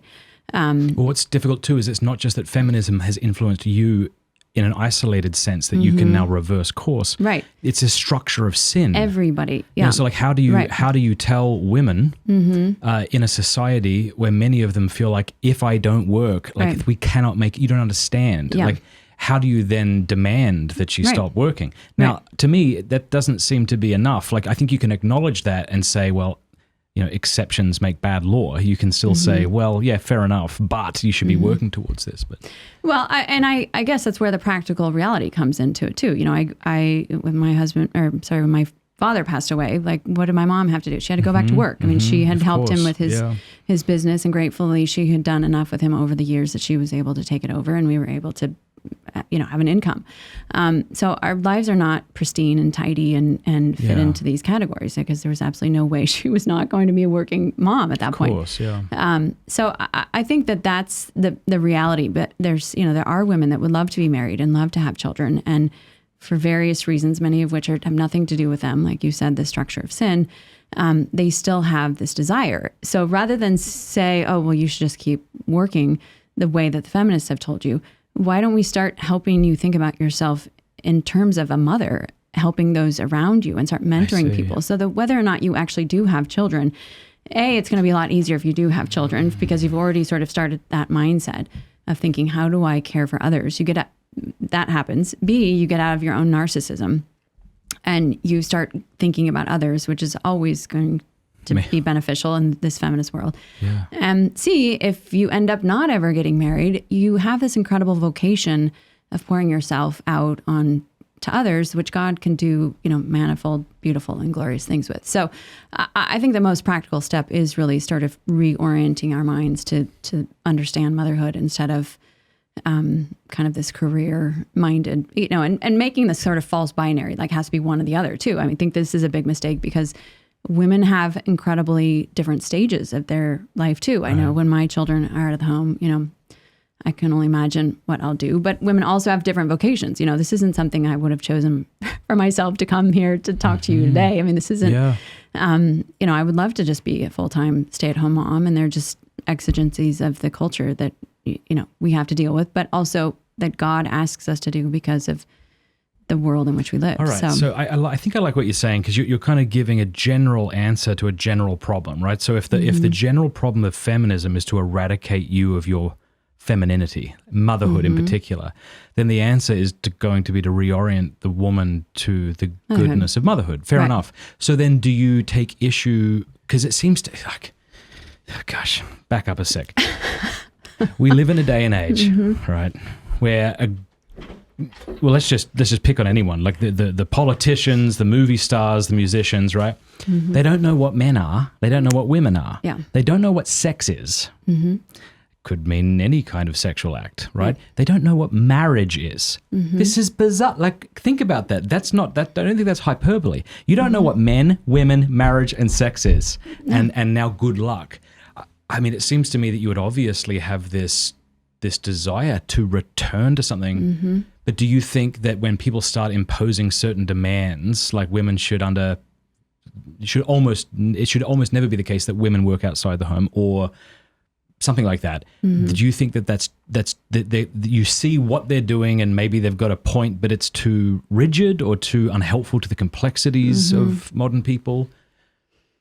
I don't know. I think it's a good question. But yeah, I think it feels like there's so many different seasons. There's so many different vocations. There's so many different dynamics in terms of, just even a couple and what they bring to a marriage in terms of their gifts and all of that. So I would be really reticent to just say it has to be this way. But do I think that it's objectively better that women should be home with their children because of the benefits that their children receive? I think that's unequivocal. We know what the research looks like. Does that extend through their whole life? Not necessarily. Yeah. But I think especially in those early years, it's really important. So anyway, I don't know. I think we make it too much of a binary answer, like women either have to work or they have to stay home. And I don't think that's helpful to anyone because, again, life isn't tidy and we just have to do the best that we can. And this is also where active discernment, I think, is so important, and spiritual maturity is so important because it's through those pieces that you're going to hear God's voice and him tell us what it is that he wants us to do, from day to day, minute to minute, instead of thrashing about trying to make, things fit into tidy holes that may not actually work with people's situations. So, well, I want to ask about the submission thing because it seems to me that feminism has influenced the way men talk about that infamous line in Ephesians, where is it, 5? Right. So what you often hear in popular Catholic circles, and it's not that it's wrong, it's just, again, it feels like a man bending over backwards to apologize for being a man, right? It'll go something like this. Women should submit to their husbands. Okay, but let's look at the etymology of submit. It means to put yourself under the mission of, and what is the mission of the husband? To die. So what you have to do, dear, sweet, beautiful woman who clearly couldn't handle any tough talk, is allow your husband to die for you. That's all that means. And I'm just thinking, that's bullshit. That's got to be bullshit. Yes, there's a sense in which that's true. The husband has to give himself over to his wife and love her like that. But this removal of any part on the woman to evacuate Paul's words seems to me to be whatever wives, and I know there's this sense of mutual submission. I'm aware of that, but clearly there's an emphasis on the woman submitting, right? Whatever Paul meant by wives submit to your husbands, he can't have meant wives don't submit to your husbands. And so I just want to know what that is. Yeah. When I read. I'll wrap up with this. When I read John Chrysostom, I don't know if you've read his homily on this. It is absolutely outstanding. Right. A couple of things he'll say. And it's very much a document that kicks men in the backside, because he'll say, all right, what does it mean for a woman to submit? Well, she should not seek to be the head of the house, and she should not stubbornly contradict her husband. And that's it. He leaves it at that. And then he says all these wonderful bits of advice to men. He'll say, but you say to me, she mocks me. She doesn't listen to me. What then? And he says, do your duty. Love her. And there's these other lines where he says, never call your wife by her name alone, but always with a term of affection, like my sweet one, my dear one. Or if you ever want to correct her or argue with her, do so gently, Okay, so what I'm looking at like a father of the church. When did he live? In the 300s or something? His advice in a day and age where we knew what men, women, marriage, and sex was, versus Catholic personalities like me, I guess, who are living in a very confusing time. And I'm like, okay, if I have to go with one, I really just, even if it goes against my inclinations, I really want to go with him. Yeah. Go. Yeah, I mean, I think we're living in the era of women not submitting. And part of it is because, again, the indoctrination of like, if you submit to your husband, you're a slave and you're being abused and you're in this comfortable concentration camp. All of these ideas that have filled us. So it's almost this completely reactionary reaction where we're not even like logically thinking about this. That's and right. I think this is a key piece is reason's gone. We have to use largely emotions because of the fact, and this is again why I think visuals are so important, and this kind of therapeutic language, because we don't know how to think about things and think about like, okay, maybe it's either submit, which women hear as I will be a slave, be a doormat, right? Or it's I will be the controlling force in this marriage. I will take over. And so it's again the mind loves that binary, and it's very hard for us to be subtle. This is why Duns Scotus was mocked, because he was so subtle. People don't like subtlety. They don't want the middle. They don't want Aristotle's mean.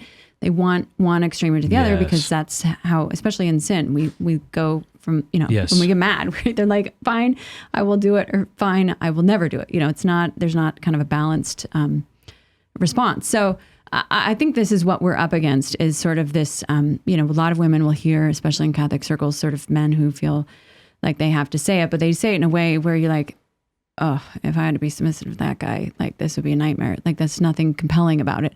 Yeah. Versus what is it, the John Chrysostom kind of man? Like maybe that's what we need to help men understand, is that kind of tenderness and the duty and that crafting of the rich relationship that needs to happen, so that there's actually trust and honesty and all of those bonds are there, instead of just this whip. It sounds like a whip to us, or just these extremes. So I think it's really challenging, but I think that there's a lot of way to navigate it, and more, bringing out the works of Chrysostom and others, I think could be incredibly helpful in terms of having a conversation about it, instead of saying it has to be this way or this way, to sort of see it in the richness of relationship. I think we agree, and certainly even those verses could make me wince if I think about an immature man raised on porn, a little wimpy dude who marries a woman who now demands that his wife not only submit to him in everything he says, but even sexually because of the marital debt.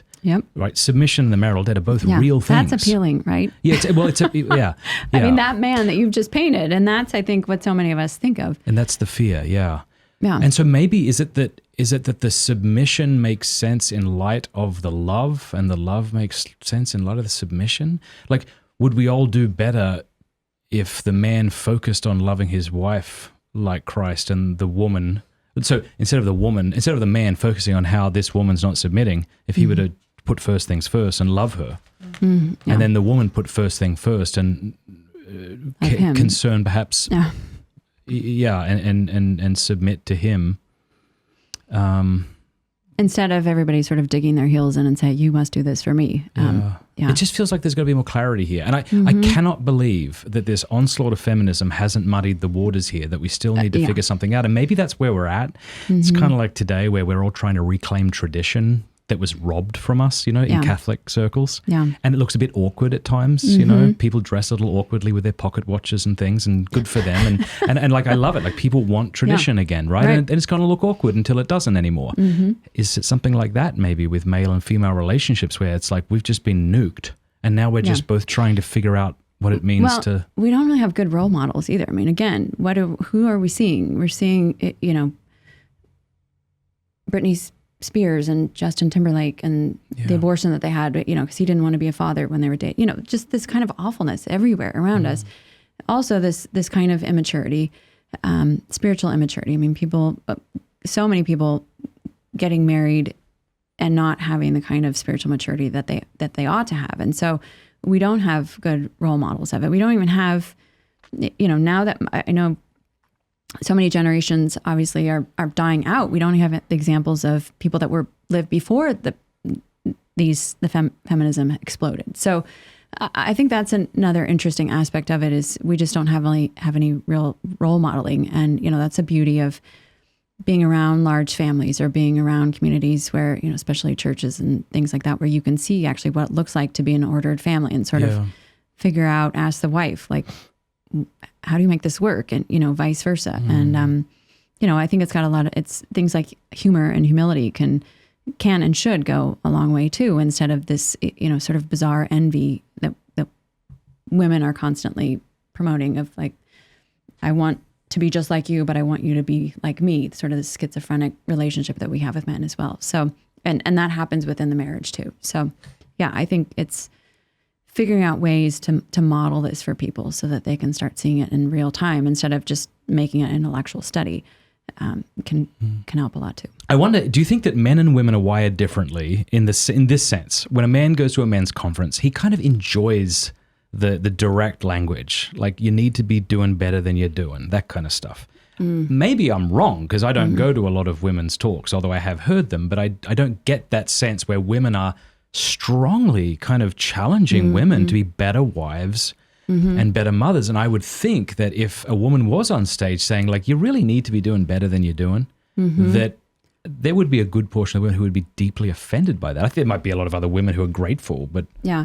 I think that's a good question. I think that women are hardwired very differently. And this is probably one of the reasons why Catholic feminism has lasted as long as it has as a concept, because I think women like to be part of a tribe. They like to feel included. They like to feel accepted. And you can see this, this idea of the sisterhood of feminism. I mean, it's just this sort of faux family that they've sort of created to make up for the family that they've just unlodged themselves from through the ideology. So I think there's a lot to be said for women feeling supported. So I don't think the hard talk is necessarily going to go well. I think that what I've seen with women is that when you give them a new way to think about things in a healthy, ordered, you invite them to see things differently, that they will respond, remarkably because of the fact that they're like, oh, I get it now. Like that, I can't unsee it now, like what you've just suggested. So I don't know that, the drill sergeant That's right. is going to work. Yeah. I think it's just got to be sort of a different. Yeah, I like that. It's kind of like what your book does. You're almost saying like, ladies, like it doesn't have to be this way. Here's how it became this way. It could be different. Yeah. Doesn't this difference sound like a good thing to aim at? Yeah. No, I think that's right. How do we make our way out of this then? Like, how do we? Yeah, I mean, it's. And if you agree with me that women, just like men, right, we suffer in particular unique ways, right? Like the objectification of the woman's body through something extreme, like sex trafficking or something, right? Okay, so it feels like, well, there should be something. It feels like we should be doing something in particular to help women. Yeah. Yeah. Do we not call that feminism then? What do we call it? No, we don't call it feminism. So what do we do? No, I think do we not call it anything? Well, that's the thing. I haven't come up with a word yet. Someone actually just suggested a few weeks ago, like, you need to come up with that word. I was like, well, I've been working on it. It hasn't come to me yet. But no, I mean, I don't think it's, maybe that's part of the problem is we're so busy thinking about people as individuals instead of really recognizing the importance of the family. I mean, what I would back up and say, though, is we first have to recognize just how bad it is and how deeply this indoctrination has affected us. And, if you look at, I've tried to give people a sense of scale when you look at the abortion numbers. We have, Guttmacher Institute says there were something like 74 million abortions last year. Well, 64 million people died from everything else combined in the world. So we have like roughly somewhere between 5 and 10 million more abortions in the world each year than people die of everything else combined. These are astounding, staggering numbers, especially if you compare them to like casualties from Hitler, from Stalin. I mean, this just dwarfs everything. And I think I think it'll be a long time before people really realize how deadly the ideology was, because we're so wrapped up in it. We're so used to it. We're so, we've come to see abortion as a requirement so that women can become like men, right. that whole goal. So, I think it's just an inversion of that. How do we step back from it and stop, it's basic things like stop making the patriarchy bad. Stop saying the future is female. Stop thinking that women have to be like men. Stop feeling like, all women have to be believed. All of these kinds of things that are in the ether right now, if we just suggest that we stop doing them, in our families, that's when you see real change. And I don't necessarily have a lot of hope that it will change without, massive international conflict and, who knows how God will bring things about. But I think that, we see these pockets of families that are trying to live real family life of husbands and wives, trying to live that vocation in that, complementary, beautiful way, and really build something. I think those are important things to do instead of just this constant tearing and shredding that we've been living with, and focusing on that idea of getting back to the family. And that's really where our strength is when we're ordered in that way instead of as individuals. If you liked my analogy before about what porn has done to men, it feels like in a way feminism has done to women. And I know as a man who met a beautiful woman, got married to her, and then you start to realize how deep the lies went. You didn't know that before because you weren't in that sort of territory. And now that you are, you go, oh, there's a lot to unlearn here. Yeah. And there's a lot to relearn. Is this a journey that you personally have made, either through becoming a committed Catholic or through this research, where you're like, okay, like I need to unlearn things that seem second nature to me in my relationship to my husband or children? Well, several things. The first thing was really just that I became obviously Catholic, but that doesn't mean I didn't still have wounds from all of this. And I had this funny experience when I was working in Washington, D.C. I was at a think tank. I was getting a PhD at Catholic University. I was sort of doing all these things that would look great on a resume. And I had this series of boyfriends that we broke up and they married a kindergarten teacher. And I just thought, like, what do the kindergarten teachers have? Like what's missing? Me, a doctoral student. Exactly. I'm very smart. Right. Yeah. What have they got? And I start, at one point I heard my boss talking to another man whom I respected a lot, and he said something about how sweet this woman was. And I thought, I don't even know what that means. Like, what does he mean by that? I always just thought of it as sort of derogatory term, like like naive she was sweet. Or sheepish. Yeah, exactly.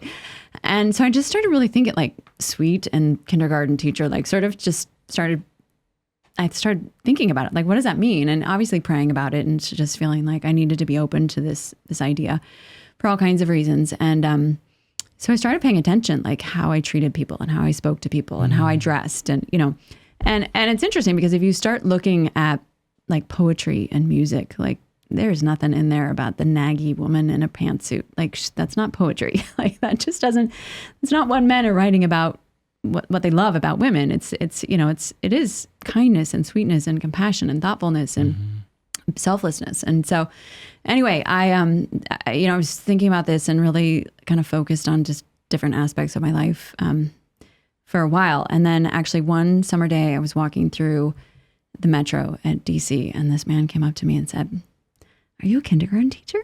No way. He did. And why did he ask that? I don't know. Because you were so sweet, obviously. I'm sure it was because I was so sweet. Well, I had also been sort of focused on changing the way that I dressed and all of that. So I think I had just sort of shifted myself in such a way that I didn't have that sort of harsh, like boss girl temperament or aura anymore, appearance. I don't know what the right word is.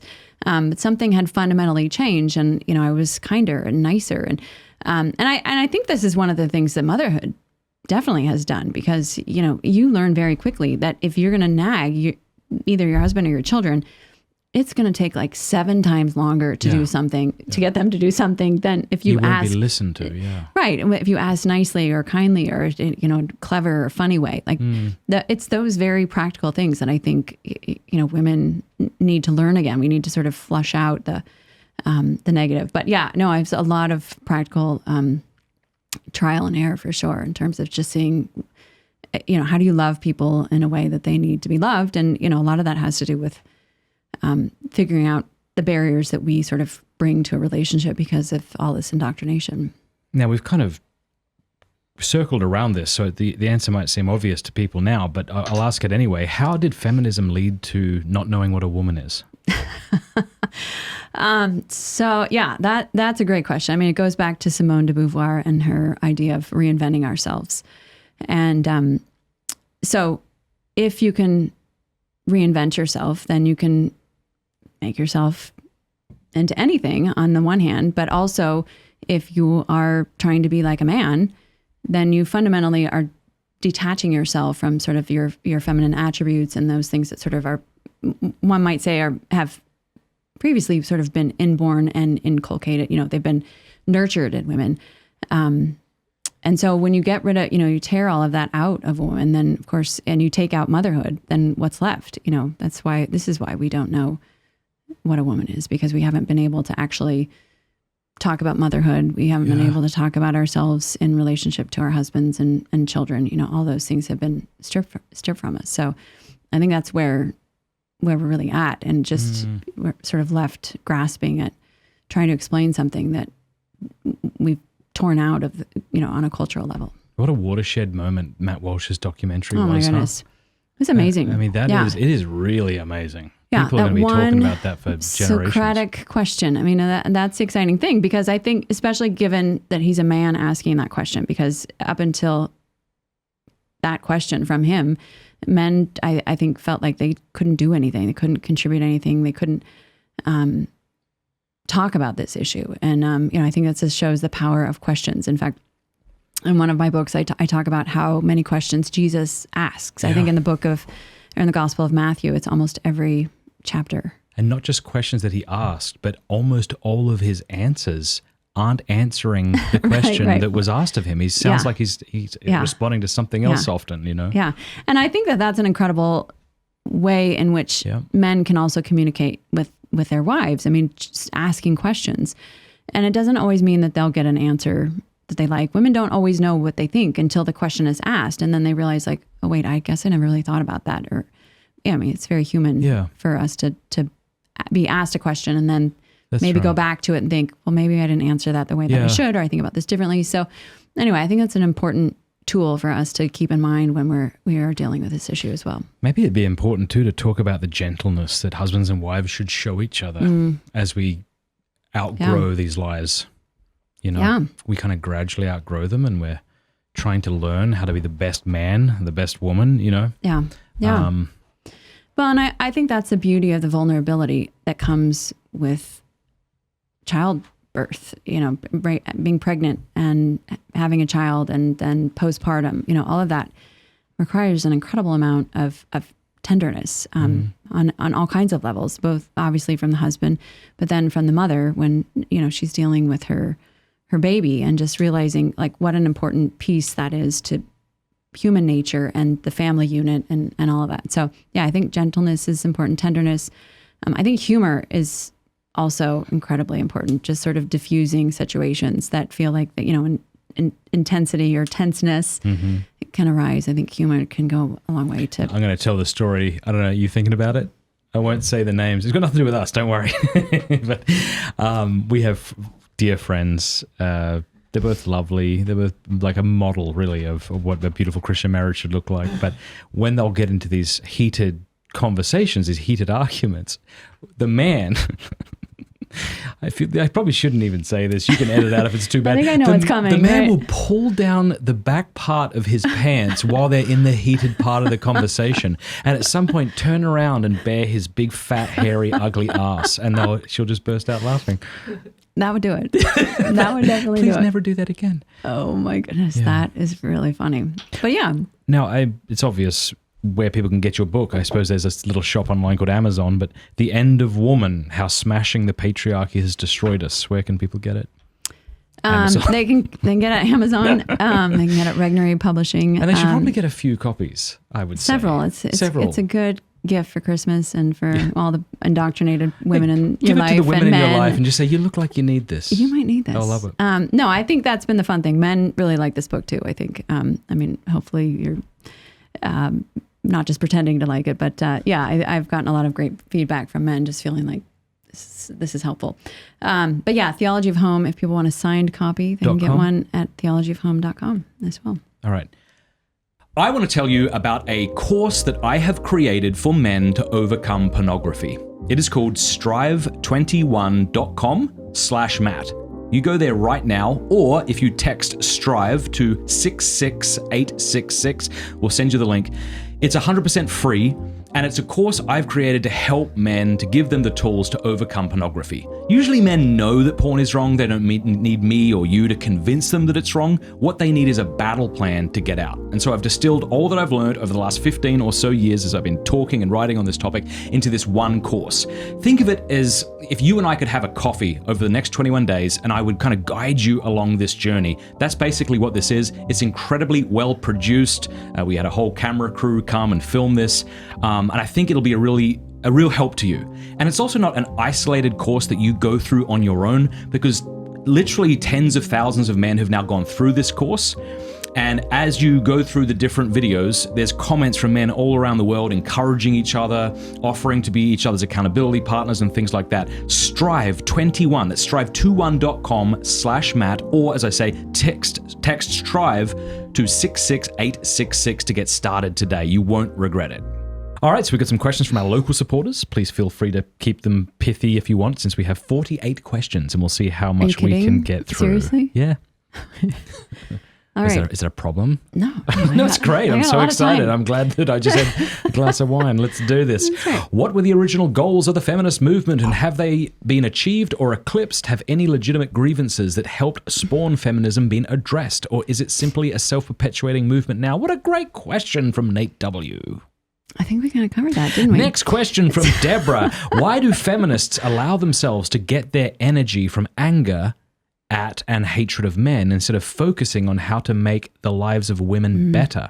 How did job equality become girls rule, boys drool, t-shirts and belittling of men?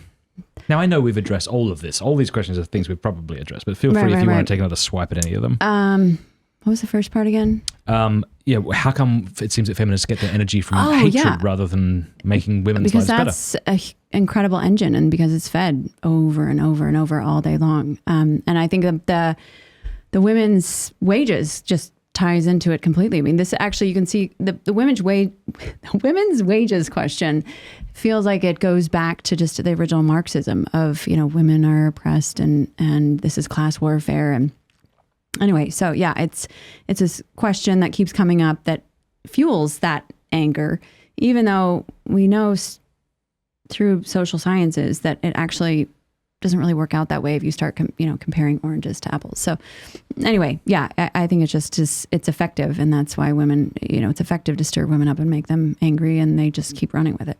Cable Cunningham says, how has feminism altered the way in which men and women select partners? Yeah, I think it's altered. Wow, there's a lot there, but in many respects, because it's all becomes about pleasure, really, and convenience and fun, and a lifestyle instead self-realization. Yeah, all of that. I think that changes a lot about how we look at a future partner and a future life together with somebody. I was having this conversation with somebody yesterday. It was Brian Holdsworth. I said how, like before in Steubenville, it's a beautiful place because you have these families who are just so joyful, and they don't sit around with their families watching sitcoms at night. Though I would suspect 20 years ago, I couldn't have imagined not wanting to do that. But here we have parties and men drink beer together and women encourage each other and kids climb trees and hit each other affectionately or not with sticks, But the point is, sometimes it's hard to imagine another way things could be. And same thing with this beautiful town. I mean, all of my friends' wives are just beautiful women. Like they're just, they're wretched like I'm wretched and like we're all wretched. I mean, they all have their issues, but they're just beautiful, soft, funny, intelligent, who love being mums. And it's just, it's great. Well, and I think that's a key of modeling and being in a rich culture where people can sort of but I imagine that it can be like that. People don't see that. So it's a matter of But maybe if you're in some kind of liberal university somewhere, you couldn't possibly imagine women being joyful with their children or wanting to stay home and wanting to cook for their husband and seeing this as a delightful bonfires thing. And bourbon and all those kinds of great things. Yeah. Yes. No, if you've never seen it, you don't know it exists. Luke says, how much of the role of a woman in worship and the family is a product of the culture and the time period? I don't really understand that question. Is he talking about women within the context of a household? I mean, if he's asking about worship, I think that, we've got this big discussion going on about women being deacons and that kind of thing, that sort of role. But I'm not sure. I'm not sure it's clear. An encouragement to men who are watching is to just, I mean, if this is in fact what they were asking, is to take the lead in your family and to lead your family in prayer, you know? Yeah. I'm sure your wife would be grateful. It goes a long way. And, you know, I will say actually to the previous question, sorry, I just remembered this. Yeah. When I was a graduate student, I kind of got adopted by this family that was this huge sprawling family, many of whom are connected, or most of whom went here to Franciscan. And it was really amazing because I actually saw what family life was like. I actually met teenage boys that I was like, I'm not afraid of having teenage boys now. Because, you know, I just always had this horrible impression of what teenagers were like, and especially boys. And so to actually see a family dynamic is, you know, goes so far in reshaping your impression of what family life can be like. I'm kind of blessed. I mean, all of our parents, just like ourselves, have issues and sins and whatever. But I'm kind of really blessed. Like, I love my mom and dad, and they kind of modeled it quite well for me. You know, my dad was just, he always spoke well of my mum. No, that's the other thing John Chrysostom says. He says, whenever you speak about her to your children or your friends, you always speak well of her. Yeah. He just always was just like, just randomly, he would say, she's a bloody good woman, your mother. I'm like, she's fine, awesome. I guess, whatever. Like, that's awesome. Yeah. And same thing with my father, and my father did the same thing. If I ever criticized my dad, my mum would not allow it. Yeah. So. No, I think that's an important thing, that sort of adoration and appreciation for the other goes a long way. Makes you sort of rise to the occasion instead of like. It's also fun to be on a team against our children sometimes too. There's that. Like, you know what I mean? Yeah. You'll understand in 3 years or 4 years. Yeah, it's no pressure. It's Thursday. Like, no, it's us. Like, sometimes it's like we love our children, but they're eating us alive. We got this. Like, we need a tag team. We need to, we need to win this battle. A fun battle. Benjamin Slattery says, how do I talk about it with my friend or relative whose identity is to be a feminist because they define it as men and women being equal while they don't know or ignore the kind of demonic history? All right, so I guess I think you just give them my book and just say, read this. Or I give them my book and say, what do you think about this book? Ask the question instead of imposing it.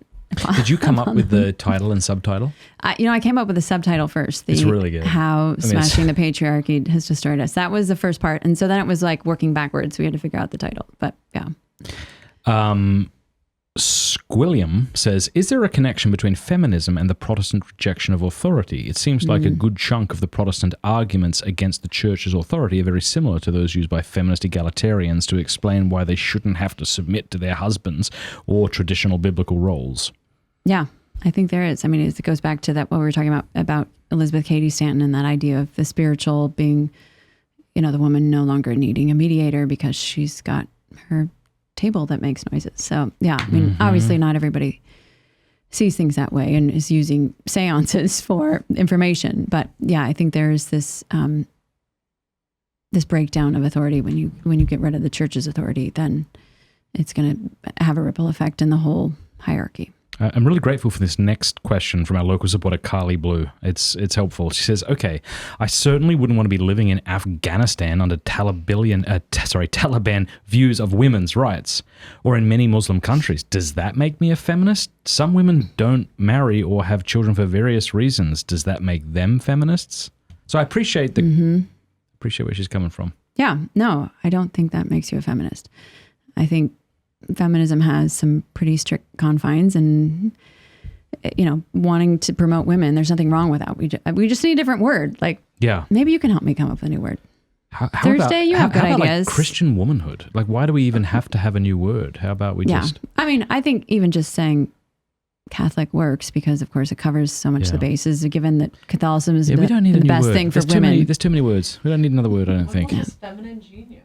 No, I think it's just, I think feminine genius has been overused, and it can be kind of patronizing. Actually, kind of is. I just need to be understood. No, you don't. No, I just have to be a genius. Whining. Yeah, there's less feminine, more genius. Right. What Nickliff says, what critique might you offer to Catholic feminists who try to square Catholic thought with feminist language, or to Catholic to use or define the word patriarchy in a negative light? Yeah, I think we definitely covered this. I mean, I think it comes back to definition, what you mean by something, and just things that are incompatible. Like, I'm a Catholic Muslim, or I'm a Catholic Marxist, or whatever. Like, these just things they're oil and water, and it's just not effective in trying to blend them. When somebody says, unless you're being very specific. Somebody asks here about the different waves of feminism, rather than getting you to enumerate them, how might you respond to somebody who says, sure, there's some crazy stuff going on right now, but no need to impugn feminism wholesale? Read the book. Okay. You really took me seriously when I'm like, just quick answers are fine. The book, chapter 1. That's right. No, the whole thing. And I will say, there was one book that I relied on significantly. It's called Satanic Feminism. I mean, it's totally under the radar book. I had heard about it after I wrote my book, The Anti-Mary. And it's a dissertation of a Swedish scholar. It was published by Oxford University Press. So kind of impeachable scholarship. The whole first chapter, like if you're not an academic, you would never get through this book, because the whole first chapter is about the methodology and just riddled with footnotes. But so when I started reading this book, I thought this man was sort of sympathetic to my position. Like he was critiquing the amount of Satanism involved in feminism. And slowly, as I'm reading footnotes and like the dedication of the book, like I finally realized, like, no, this guy is actually for satanic feminism. Like this is something that he's encouraging. And anyway, that was an interesting thing to discover, just how deep the research is and how much is actually out there and available, connecting feminism and Satanism throughout, especially the first wave. Christian Medor says, can you think of a positive effect feminism has had on culture that can, in any substantial way, offset the incalculable damage the parasitic philosophy has had on the human family? Well, I mean, I think it's like anything. You start to appreciate what's real and authentic when it's destroyed and damaged. People didn't really notice how important the family was when the family is healthy. So maybe it's through that via negativa. Now that we've seen just how much womanhood has been destroyed, we can now start rebuilding. Thank you, feminism. Yeah. I'm going to go back and be monogamous. Exactly. Yeah. What's interesting is these red-pilled men who are talking about marriage being for whatever, out of date. It feels like male feminists. It feels like a similar problem. It feels like men wanting to throw off the shackles of responsibility and... I think... Wouldn't I want to what? Well, it feels hard because if you're marrying a feminist woman, I mean, those are shackles that most of us don't want to live under, as an angry, bitter, narcissistic woman. So you can imagine how that feels sort of healthy. If this is what marriage is, like, then men saying, no, thank you. Yeah. And that's by and large, I think, what we're seeing, what people think of marriage, because that's what has been modeled to us. So getting rid of that probably feels like something healthy, even though it's totally disordered in its own way. And we're also seeing this, women need men like a fish needs a bicycle. In the Snow White and the Seven Dwarfs coming out. Sorry, it's like isn't it a Hispanic woman with a bunch of... All right, so this is coming out, and I think she said, like, this is not going to be one of those movies where the man saves the woman. Right. This bleeds over into everything. Like, men are kind of nervous to offer a woman who clearly cannot lift that bag over her head to the baggage rack help in case she'll snap at them, Yeah. But it seems to me that if you're really quite offended by men fighting for you, then there's a vacuum there, and the only men that will be fighting are those you're not going to want to fight. These men who are going to be maybe wanting to exploit you, wanting to use you. Yeah. Like, it seems to me that if a street is safe, it's because of men. If a city is safe, street is built. Yeah, it's built first. And if a city is safe, if a country is safe, it's because of its men. Yeah. But what do you make of this new kind of movement within fairy tales where we're not going to need a man to save us? Yeah, I mean, I think it's sort of like what I said about the Barbie movie. I think it's just new ways to indoctrinate us and make us think that this is, the patriarchy is so bad and disordered and ruining our lives. So yeah, I think these are new grasps at getting a younger generation to buy into it. Paul LaHood says, why do men support feminism? I was in New York City and I saw a dude wearing a shirt saying the future is female. Right. I mean, look at Prince Harry. He's a big feminist. God bless Harry. Yeah, that's an example of I think if that's what marriage is, no thank you. Yeah. I think it's because they're trying to love the women they love the best that they can, but it's just all so broken that they're trying to be supportive, but they don't know how to really be supportive. Yeah. How do I describe my disdain for how women's health is practically unknown without sounding like a feminist? For example, I went into the ER unable to keep food or water down for 4 days, and they told me you're pregnant and sent me home with a popsicle. Turns out I was dying. Oh. This is not an uncommon experience. Thoughts from Emily. Thank you, Emily. Yeah, I think this is really interesting. I mean, I've been fascinated because I had morning sickness with all of my children in various degrees. And it's like, why? Seriously, we can't figure out how to deal with morning sickness. Like, this has been going on forever. We haven't figured out how to deal with it. And I know at one point there were some pills that I bought and they were like $60 a bottle. And I had them for my 4th pregnancy and I went to get them for my 5th pregnancy. And they were like, no, actually it was just vitamin B. They're not selling them anymore. Just go get one of the vitamin Bs. Wow. Because that was one was in the, but I think there really is, that's an interesting one. Middle marriage is another one that a lot of women suffer from. And there's no good explanations about why or why that happens. Every month a woman has pain when she ovulates. That's never been explained well, or there's no real treatment for it. So I don't know. I think it's really interesting that these are neglected. What does Mary, asks Mia Tiwana, what does Mary reveal about womanhood and the dignity of woman? Since Mary plays a big role in salvation, does Mary bring anything new to the table when it comes to the theological understanding of women in the New Covenant? I think that's a huge question. I answer that quite a bit in my book, The Anti-Mary Exposed, because the first half of the book is just all this awful stuff about these anti-married women. And the second half of the book, I actually go into kind of these 3 attributes of Our Lady in which she kind of embodies regular women. And it was really interesting because I wrote this book, sent it to the publisher, and then I think a week later I went on a trip with my daughters and we watched the Hallmark Channel. I'd never watched the Hallmark Channel, but I just cracked up because the 3 things I list in the book are, we see this through Mary. Women want to do something that's good. We want to, that's good within God's will, of course. We want to be beautiful while doing it. And what's the third thing? I can't think of it offhand. But I watch the Hallmark Channel, and that's the recipe for the Hallmark Channel. It's sort of this, and we want to be in rich relationships with people. And this is the recipe. It's always a woman. She goes back to her hometown. She meets her, high school boyfriend while she's also like rescuing the library or, some kind of thing like that. And she's looking beautiful while she's doing it. Women want to be beautiful. I guess that's the third thing. Yeah. Good, beautiful, and rich relationships. So in any event, I think, it was funny for me. It was sort of humiliating in a certain way. Like, oh my goodness, I just described the model of the Hallmark Channel.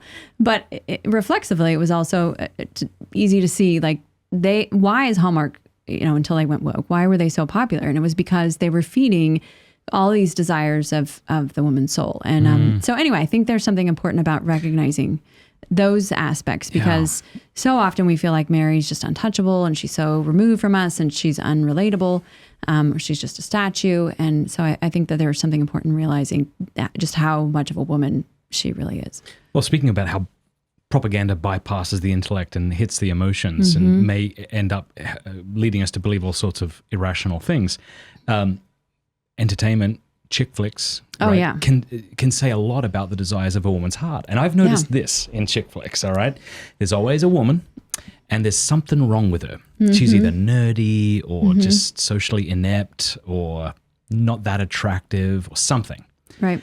And a man comes along and he sees something in her that calls that beauty forth. And there's always a beautiful woman who he forgoes. There's always an actually cheerleader, beautiful kind of woman that he's not that interested in. Right. He perceives the beauty beneath the whatever. The externals. Don't you think? Like, can you think of a chick flick that doesn't involve that? We'd have to define chick flick, but... Yeah, I don't know. I mean... What was that movie with Heath Ledger? 10 Things I Hate About You. Like, that would be an example, right? You've got this... I didn't see that. Yeah.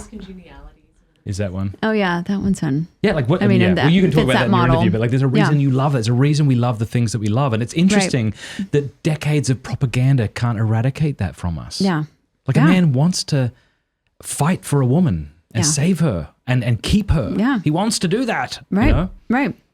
And you would think that would be so tired that women wouldn't want that kind of film, like the Barbie film. But instead, they're just keep gobbling up the woman that has the man that's fighting for her. So yeah, it's a great point. Alyssa asks, what is your advice for couples who both need to work outside the home to support their family? Yeah, I mean, it's just that balance. You've got to figure out how to make sure that your family is covered. There's a lot of things, I think this is the challenge that my husband and I have very frequently is in terms of, do we hire a nanny, which also isn't a great option for us either. So it's a matter of, is someone always home? How do we cover all the bases? How do we know that our children are always loved and listened to and connected to? And obviously when you have a lot of children, you can't do any of that perfectly ever. But yeah, I think it's just it's a matter of trying to figure out how do you balance that in a way that's still, there's a healthy family culture and that you're the locus of the family instead of it being outsourced to other people. I already mentioned, that obviously these structures of sin make it such that it can be unreasonable to tell someone you shouldn't be working outside the home. Okay, so I want to acknowledge that. But I'm also curious as to why you might not say, all right, well, work towards it. No, absolutely. Maybe you're being selfish. I'm not saying this woman is selfish, you understand, but why isn't that ever part of the answer where it's move to a poorer town, buy a poorer house, sell one of your cars. Yeah, exactly. Now, again, I'm not attacking this person individually, but I'm just saying I feel like once the caveats have been said, it feels like at that point we could say something a little more direct. Yeah. Well, and I think that's even the hard part about, spending so much money on education and getting into all kinds of debt. That's just going to, that there's going to be fallout from that. If you are carrying around an incredible amount of debt and, all of those things I think are really challenging. But yeah, I think that ought to be a goal. I mean, I know that's one of my goals has been how do we get rid of my husband's day job? And we would love for it to happen tomorrow and it hasn't happened yet, but we're still striving towards that specific goal so that we can spend a lot more time together as a family. Yeah. Yeah. Because that's the other trap I guess I could see people falling into as they respond to the feminist movement. It's well, the woman should be at home with the kids. It's well, okay, sure. But should the man be on a plane every week flying around the entire country? Or maybe he should be home too. Right. Well, and in my husband's case, he's got a long commute. So, that 3 hours. At you, but yeah. No, but I mean, I think that's an important piece is how do we get rid of this 3-hour commute that you have every day such that then if you had a local job, so I think there's all kinds of pieces that have to be worked out on an individual level. Sam Garrett says, how do we protect our wives and daughters from the world's lies about gender, vocation, and sexuality when it is the very air we breathe in this society? I want to raise God-fearing, faithful children, but it's a daunting task between society's powerful lies and my own wicked heart. Quick answer, take your kids out of school, homeschool them, move into a Catholic bubble, set up shop there. Catholic bubbles are good. It's what we used to call culture. It's not this insular cultish thing. It's just living in lives in common, right? Do that, and then break your TV and read beautiful things to your children. And then, I'm not saying become a Luddite, play a video game with your kids, watch a movie with your kids, but it's got to be this rare occasion thing. And then take them to church like we do. And my daughters hold everybody's baby in the church continually. There's a start. What do you think? I think you said it all. But I don't think we can be content with that, finding a bubble, because a lot of us can't go to the bubble. I think we also have to start taking, as Catholics especially, we have to start taking culture very seriously beyond our local family efforts. I think that, things like great TV and good magazines and, all of that could just be huge. And we haven't done that yet. Let me nuance what I just said there, because by bubble, I don't mean seclude yourself off from the rest of the world and they can go to hell. But what I mean is to evangelize, to do beautiful things like the work you're doing and I hope that I'm doing, but then to retreat to a place where men and women encourage each other to love Jesus Christ, Right. And there's order and rest and restoration. Yeah. It's important. Can you talk about the tension between speaking out against feminism and being a woman with a public platform? What has this been like for you? You said you've had men be like, thank you. But no, right. Yeah. But I mean, do you get a lot of negative I mean, over the years, gratefully I have by now, I have a very thick skin. Also years ago, my husband said you're not allowed to read comments. And so that I've submitted to that. Well and it's been great and super healthy because you can get so caught up in that, I mean, I know that there are times I'll get personal emails.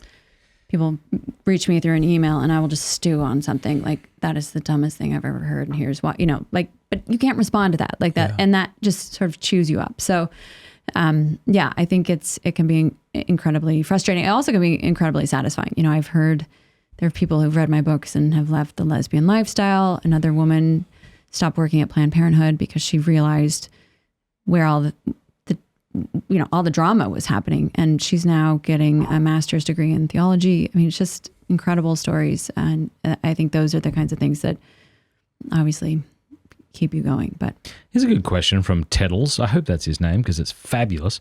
How will we know when feminism as a movement has completed its goal, run its course? We're all in hell.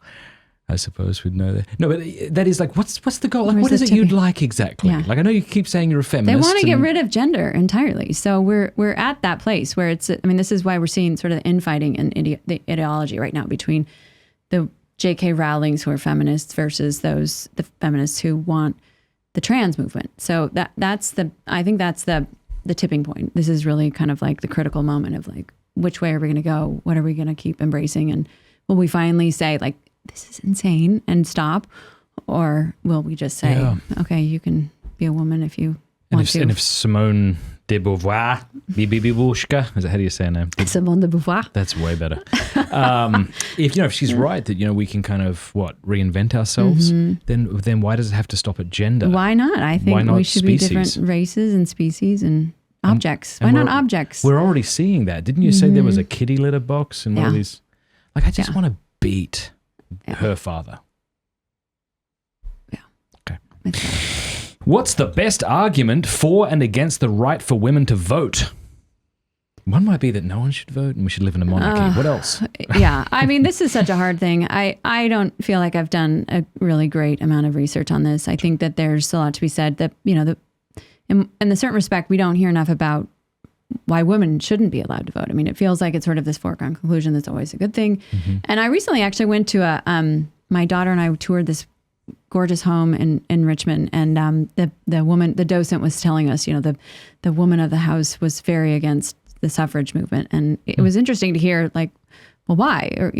Why was this very powerful woman against it? And sometimes it's just that realization, like, because families should vote as families instead of as individuals. And when you see the trajectory of like, how do we promote individualism and this ideal of woman detached from men and self-reliance, then maybe it's not that good of a thing. So anyway, I have not. Yes, if we cut the votes in half, right, and then the head of the household votes on behalf of the family, right, that seems like a good idea. And that's what used to happen. So in any event, I don't know. I haven't researched it enough to feel like I have a good answer about it one way or another. But I love that. I think that we can at least look at that and be critical of it. But I know I love the humility of the answer, right? Because we can know some things without having to claim that we know everything. And you've shown us a lot in this book, but just to show us the kind of evil roots of feminism and its a negative effect on the culture isn't to say that I now know how to put everything back together precisely, nor do you need to really. It's not my job yet. No, that can be somebody else's. Well, God bless you. You're lovely, and I've so enjoyed your book. And I'll quote my wife here as we wrap up, because I woke up the other night. It was like 3 a.m. My wife and I were reading the book, and I said, I'll do that after the stream, I think. And I said, I've just got this line about feminism that came to me. And mine was quite clunky, but she had this lovely line, and we'll end on this, and maybe you can give us your thoughts. She just said, and half asleep, mind you, femininity is the antidote to feminism. Please don't say that sounds like bullcrap, because what do you think of that?